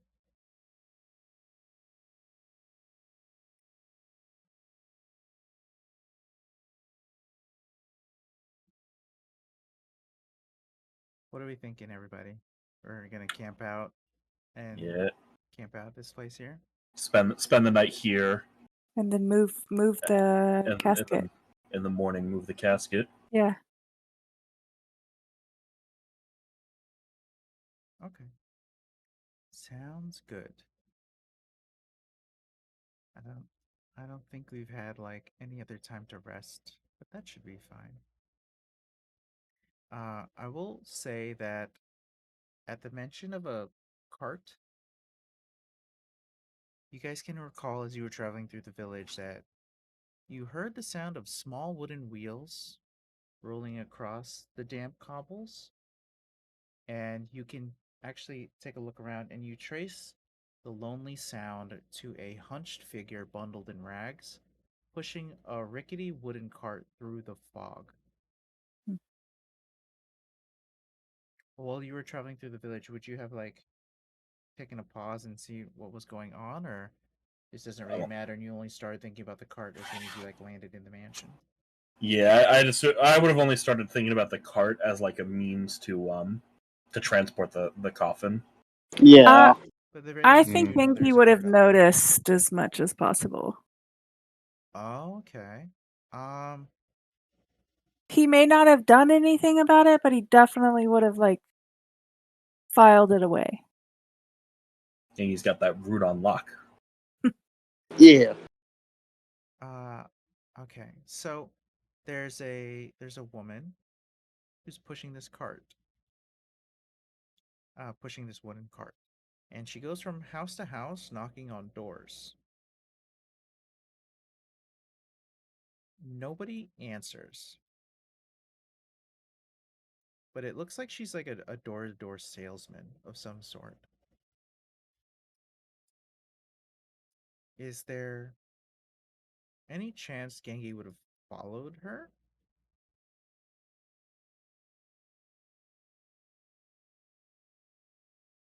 I I mean, I don't want to like separate myself from the party, but like I really think Genki would have still doing the whole like security perimeter check would have like figured out what route she takes and if it like has a pattern or anything. So I need you to roll a perception check. Okie dokie. Damn. It's really high. Genki! Let's go. Genki, can you also roll stealth? Yeah. Ooh, okay. 19 on the stealth, 22 on the perception. Genki, Got a ton of high rollers tonight. Jeez. so with those high rolls, I'm gonna say that you quietly notice something horrible. Uh-oh. So we know that this woman is peddling some wares. Um, when she knocks on the door and the door opens, a pair of parents come out with their little boy, and this woman, this hag, this like old woman who's pushing this cart around, she does something terrible. She grabs the boy, tells the parents that they have to pay, and she takes the boy, snatching him, boy's crying, and throws him in a sack and Oh, straps him that's down fucked to up. the cart and then makes off. Wow. Okay. So the shitty lady Yeah. is Shitty shady lady. shitty, but the parents don't do anything. They cry and they plead, but they don't chase the cart down. Does Gengi know or like hear like what the lady asked for them, like what monetary value? No, it seemed like the parents bought something from her, and then the cost was the kid. Would you have tried to stop it? Not at this point. Okay. I don't have enough information. Okay.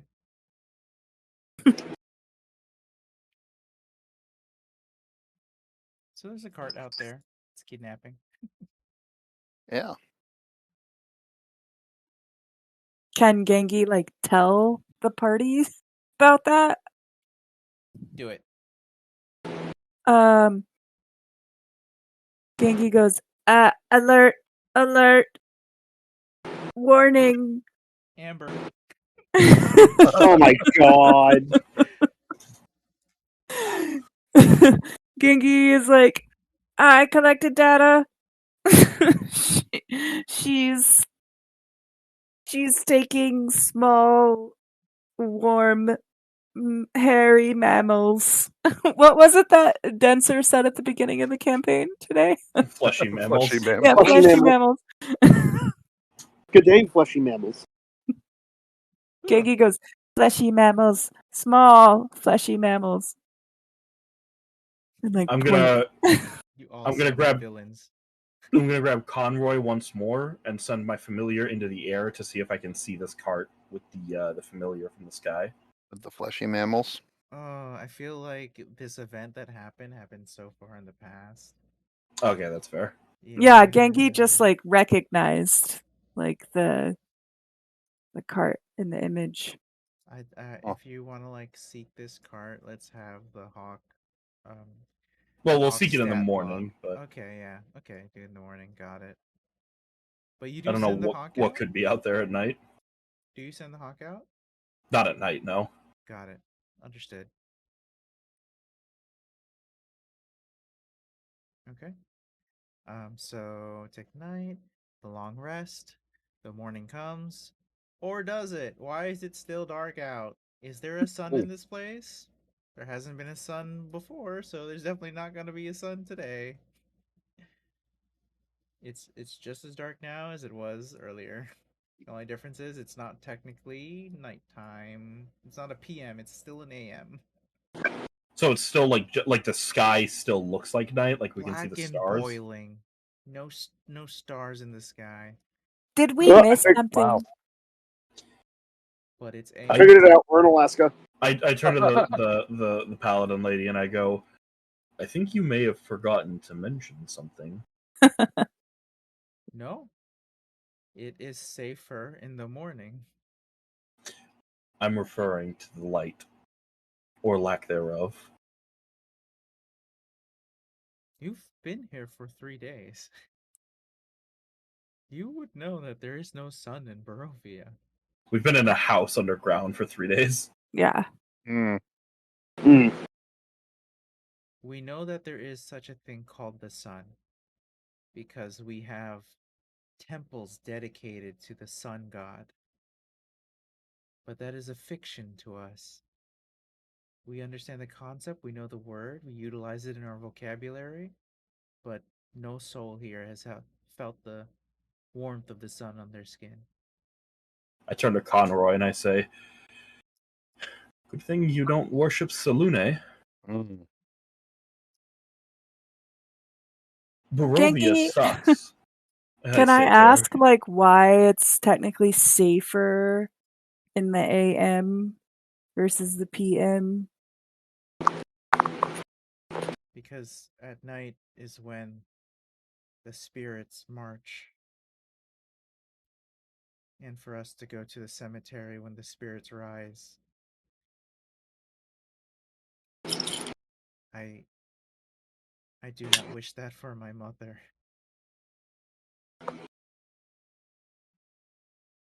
So how long do we have? Can we like run at full speed with this cart?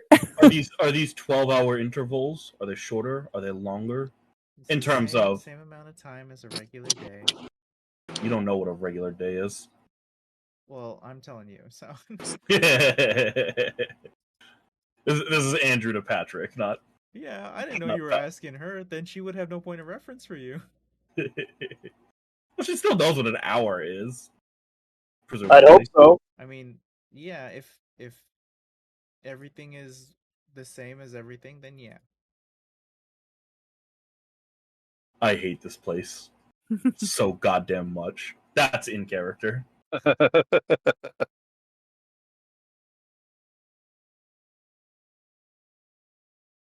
I say we Anyways, go. I say we head towards the cemetery. I'm gonna do a quick little scouting run with Petrie and see if I can see the cart. Oh, that's a good idea. Perception. Yes. Tell me what you get. This is with advantage. 6. So no. Petrie flies too high, gets lost in a cloud, comes back. I didn't see shit. Petrie does a hard observation of the village of Barovia, and if that shit show was out there, Petrie would have seen it, without a doubt. The cart. So she's not there. Yeah, Okay. Petrie would have seen it. She's That's not fair. there. Yeah. Yeah. Petrie lands. I go. I've gathered insightful information from this latest run. And that is. We are in a village.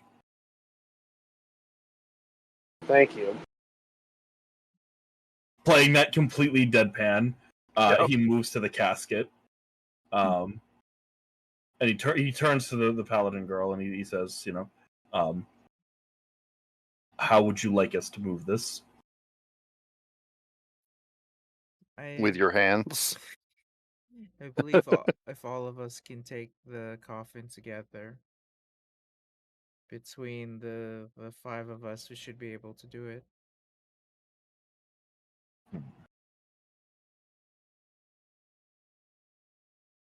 How long does it I'm take? going to have. I How agree. long does it take to get there? We'll all work together. Maybe half an hour? I'm gonna give Petrie the order to kind of fly circles around us and come down and warn me if he sees anything approaching us. While holding a coffin? Well, so I don't have to see through his eyes. I can still give him like commands and stuff. So my command is circle us and then come down and tell me physically Okay. if he sees anything.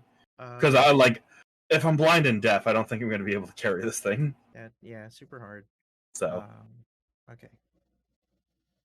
Yeah, so Gengi asks how long would it take? Probably 30 minutes. I mean, I could also turn myself into a beast of burden if we wanted to just pull it along. Oh. That sounds very disrespectful to the dead. A beast of burden? That's how they would carry these things. No, you said pull it along, like just dragging the coffin on the floor. Well, I didn't know if we had like a spare like wagon anywhere or if they wanted to like strap it to my back or something like that. I think the only cart we saw was the kidnapping cart. Well, what's her face did say she could procure one. Try to find one. Yeah, in the morning. Let's try the store. Yeah. Go to the mercantiles. But if it only takes 30 minutes to carry it, why do we need a cart? So that way if something comes at us, all 5 of our hands won't be occupied carrying something. Yeah. Wouldn't it be all 10 if it's 5 of us? Okay. You're going to the junkyard. And you're going to the Smithsonian. Your point?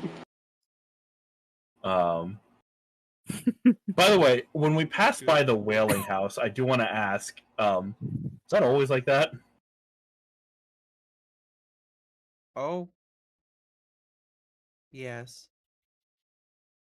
What is it?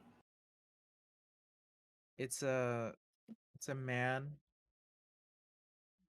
He's in mourning. I don't think it's a man. Maybe not anymore. I hate this fucking village. Yeah, we just say that's miserable Merrick's home. Let's go to the store. Okay. Sure. I love how these adventures keep putting my player characters into places they just fucking hate. Yeah. Between Mahed and Korth, like both of these Yeah. guys despise these places.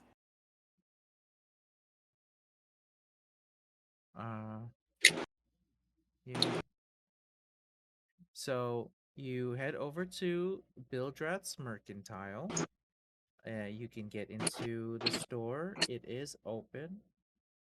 There are adventuring gear like pieces on display here. They are ridiculously overpriced. Mm. Does he have a Vorpal sword? He has a sword with letter V on it. Good enough. No, I'm kidding. Does he have a top hat? I take it he's charging like 1,800 for like I- a long sword type shit. I didn't find one. A long Not sword. that ad, dude. Yeah, so Hang like on. a long sword is like what, 25 gold? Something like that. Something like that. So he'd be selling a Hold long on. sword for 250 gold. Oh my fucking god! Oh hell no, he has theme park pricing. Does he have a rapier in stock? Yeah. He keeps a lot of like the standardized adventuring gear. And if you wanted to get like a wagon, there is a wagon that you can purchase here. 100,000. Yeah, how much is the wagon? The wagon like 750 gold pieces. Oh, he's just insane. I can offer you a rare animal if you allow me the wagon and that rapier.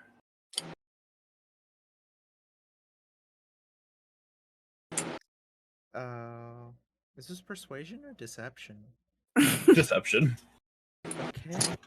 Because I'm gonna give him my primeval companion, who's just gonna jump into the pocket Yeah. dimension as soon as we leave. Yeah, I felt like that's where you were going. Work smarter, not harder. Deception. Deception. Son of a bitch. Or in this case, not work at all. I'm gonna roll against it on the board. Please roll on that one. Fuck! Roll a 19. Bildrath calls out and he goes, Periwimple! You see a male human,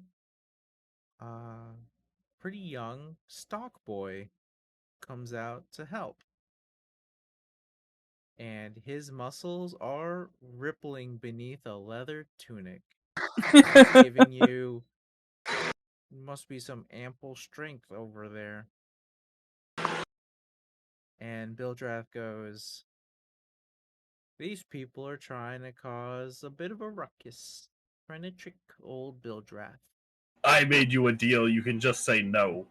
I am literally just standing here, and I am not a person. Periwimple goes, are you trying to give my uncle some trouble? No. No, you I idiot. could be trouble if you need me to be, Uncle Bildrath. I just give more like an incredulous look.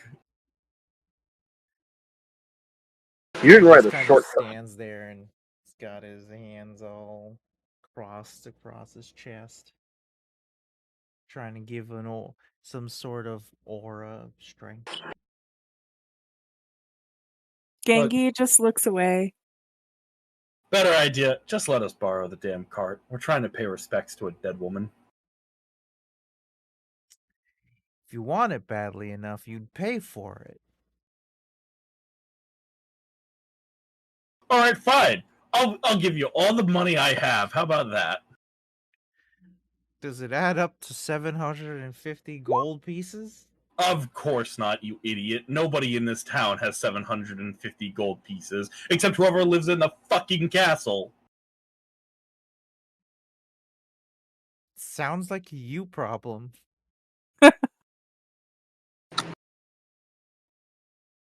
Well, if you're not gonna buy anything, Where is this wagon, by the way? He doesn't keep it like in the store, I assume. he does have it under like a bolted lock outside. I'm almost tempted to steal it, but at this point, it's just too much trouble. I mean, if you do it discreetly enough. Don't get me wrong. At that point, it's just going to be like more trouble than Oh, it's shit, worth, and we could just. Oh shit! He brought the weapon to the store. No, I clicked the damn button because it was open. I was trying to collapse it so I could scroll down. I feel like Misclick. any kind of like Periwimple. Yeah. Yes, I feel like any kind of thievery is just going to be like too much trouble. It'd probably just be easier at this point to just carry it. Periwimple's a really big boy. I don't think you guys could take him. I wasn't trying to. No, I just know that if I say something like that, Patrick's gonna try. You want me to try and fight him? No, you get dumpstered immediately. I've already said it's not worth it. I know. The short wagon, I tell you. I'm under the belief this guy's a commoner and we could beat his ass if we all tried. He's not a commoner. I'll let you know. All right. Are we gonna purchase anything at Bill Drafts or No, I spit on the floor and I call him a scam artist and I leave. He does that. I do it because I'm right.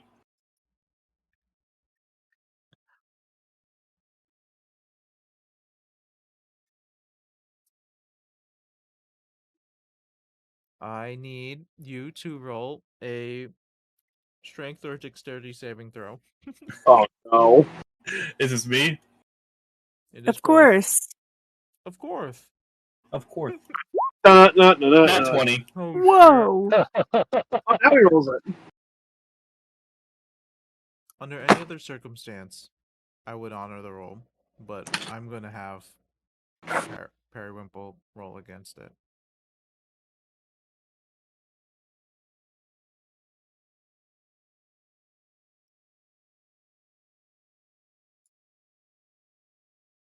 Damn. Okay, here it is. Boop, boop, boop, boop, boop, boop. 25. Can my bird give him disadvantage? By like going for his eyes? Disadvantage and you tie? Yes, because then my saving throw meets the challenge.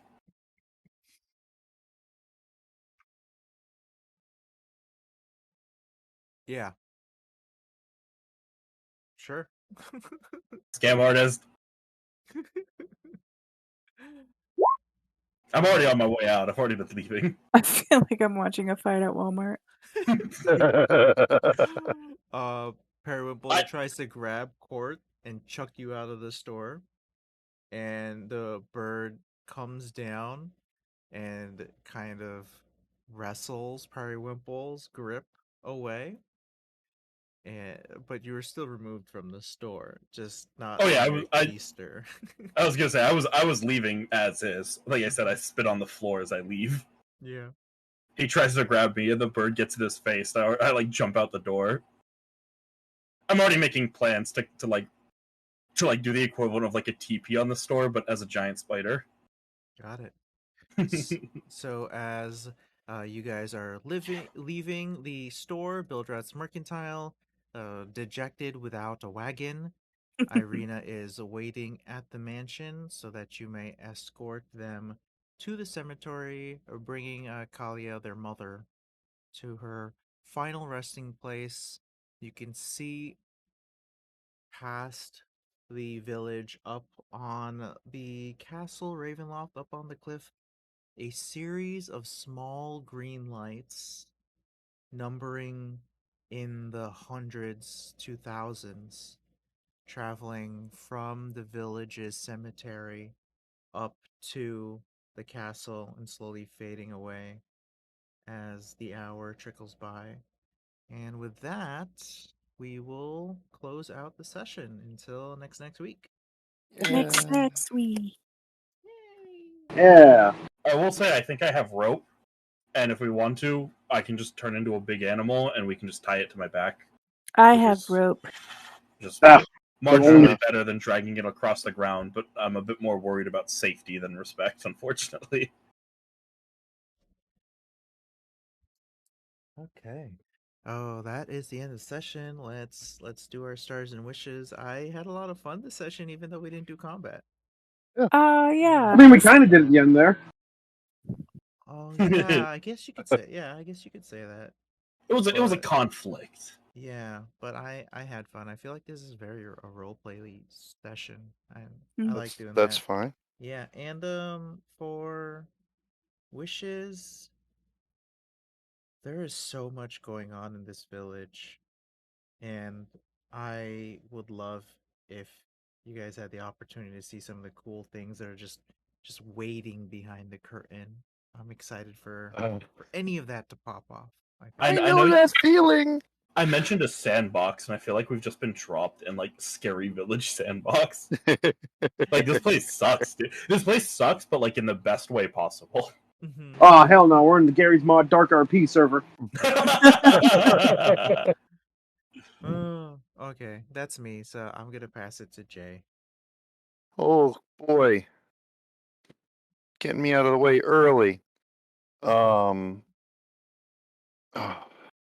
The opening line from Denser was just great. That was easily just awesome. And freaking Korth's story, of course, was that was a moment. Oh, fun fact: nobody talked to him afterwards, so we didn't get a chance to share it. He made it up. Of course he did. Well, All stories are made up. About the hag. The hag is real, but like the idea of it sent like he made up the story of the Dimetrodon so that he had something he could turn into at the end. Yep. But like that's like the most like fantastical bit of it. As for wishes, I'm kind of wishing I wasn't half asleep at the end here, so I could have, retained a little more information. But such is the nature of dad who has to get up in the morning and take kids to school now. Same, but don't worry, I'll upload this on YouTube as soon as we're done. Cool. So you could like do the last 15 minutes and see what you missed. Yeah. maybe I'll actually be able to remember it. Oof. But yeah, with that, I'll toss it over to Joe. You son of a bitch. I knew you were going to do that. Well, yeah, Stars. I have two. One, the card thing you did in the middle there. I like that, especially with the little card, the actual card deck you had, like apparently you had for 10 years now. I mean, Jesus, dude, there's planning ahead, and then there's that. Honestly, I am tempted to ask for everybody's real life address so I can send you props that we can use in the game Yeah. future sessions. Because I've That's done it. this campaign a few times and I have a lot of really fun shit that I could send you guys. And also like Right. honor system so we'd all open up our presents or whatever at the same time. It would be great. I mean, we could be on camera and just open it up that way. That's weird. The box Andrew sent me is beeping. Duck. I don't think it's from Andrew, guys. No. My box is quacking. What? And the Star. Of course, Welcome of back, course, Angie. blame the Muslim person for sending you a beeping Oh, box. I don't want to, Joe. I don't want to fucking DM after this, being like, "I'm sorry, I told you that." I don't want that fucking DM. Don't send me that. I legitimately didn't know that. Don't apologize to me about this. Don't fucking try it. I was gonna say, I love how like Andrew and I will go for those jokes, and then we will immediately turn and be like, "It was funny. Don't apologize." I like jokes like that all the time about people sending me bombs. Oh, Jesus. No, it was funny. We're good. Andrew's follow up is just killer, though. That is not a double meaning thing. Don't look into that. I'm not even have a wish really anymore. good. I wasn't smart enough Okay, to pick you that can up. have it, That's Pat.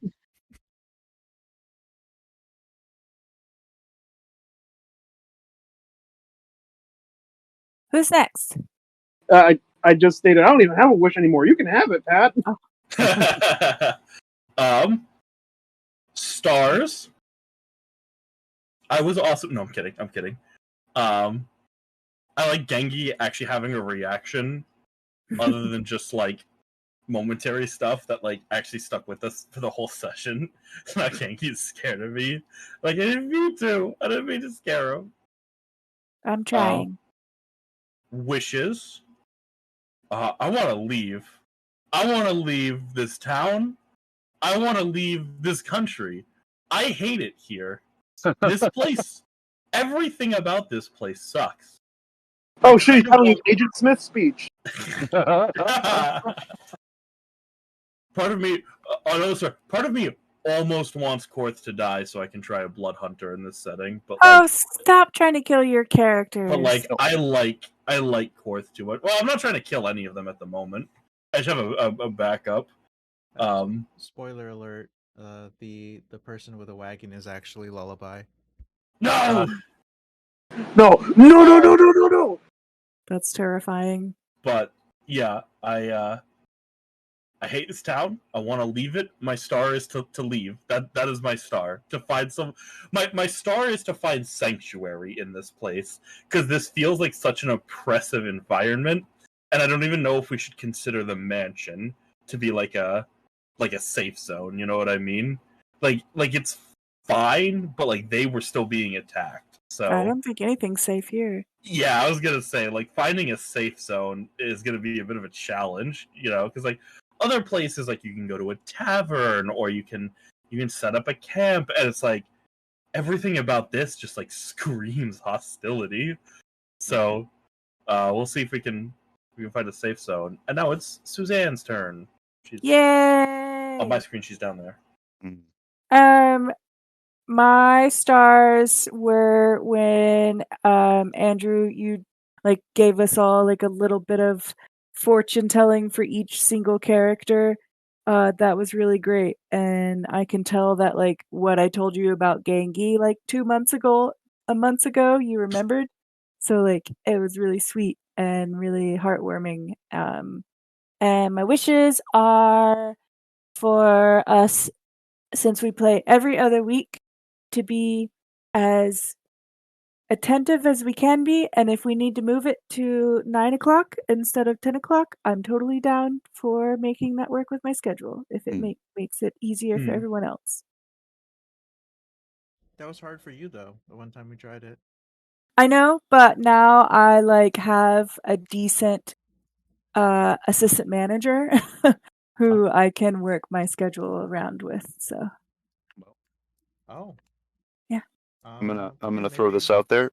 You're still more than welcome in the Alien campaign if you still want to try to play. Oh, thank you. Since that's the game that goes next week. Oh yeah. Oh yeah. Okay. Yep. Yeah, it's Jay's fault we can't do it every week. Yeah. Yeah, it's totally not because Andrew decided to do Strahd and we agreed to do it every other week. Well, this was like basically the only time slot we could all get to, so kind of. It's working out, but I'm just saying I can make 9 p.m. work out. Yeah, I nap beforehand, which is why I'm wide awake right now. I don't think I want to do 9. Okay. Actually, because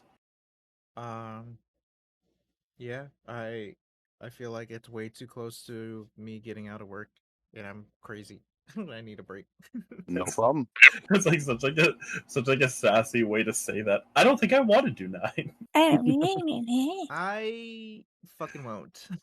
Yeah. Andrew, Patrick, I wish you two saw my face the second Andrew said, "Oh, sure, blame the Muslim guy for the bomb." I can imagine your face too. I could see the panic through like the night helm on your profile picture. Well, I want to say thank you guys. I missed you, and I've had so much fun being Gengi again. Oh, we love Gengi. Dude, we missed Fioli in tomorrow's game. I'm so excited. I can't wait to see her again. You get to meet our new.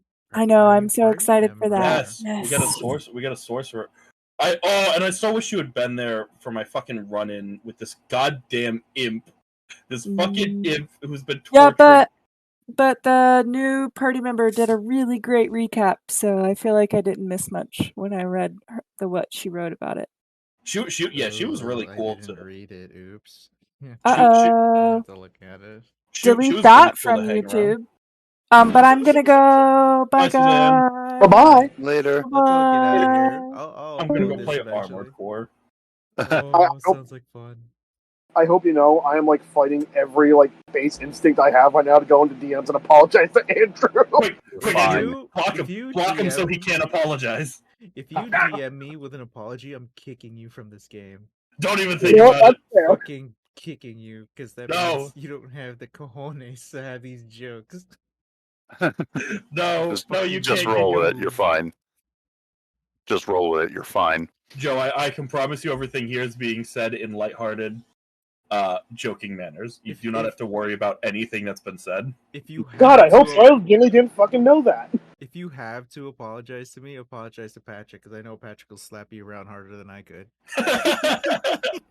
I'm gonna see him on Saturday. He's got the first thing he's gonna do is fucking. It's gonna look like he's fucking invincible. He's gonna slap me so hard I go through like 5 buildings. You're gonna hear like I felt the need to apologize to Andrew, and then it's gonna like cut, and I'm just gonna like uppercut him like through the ceiling into the store above us.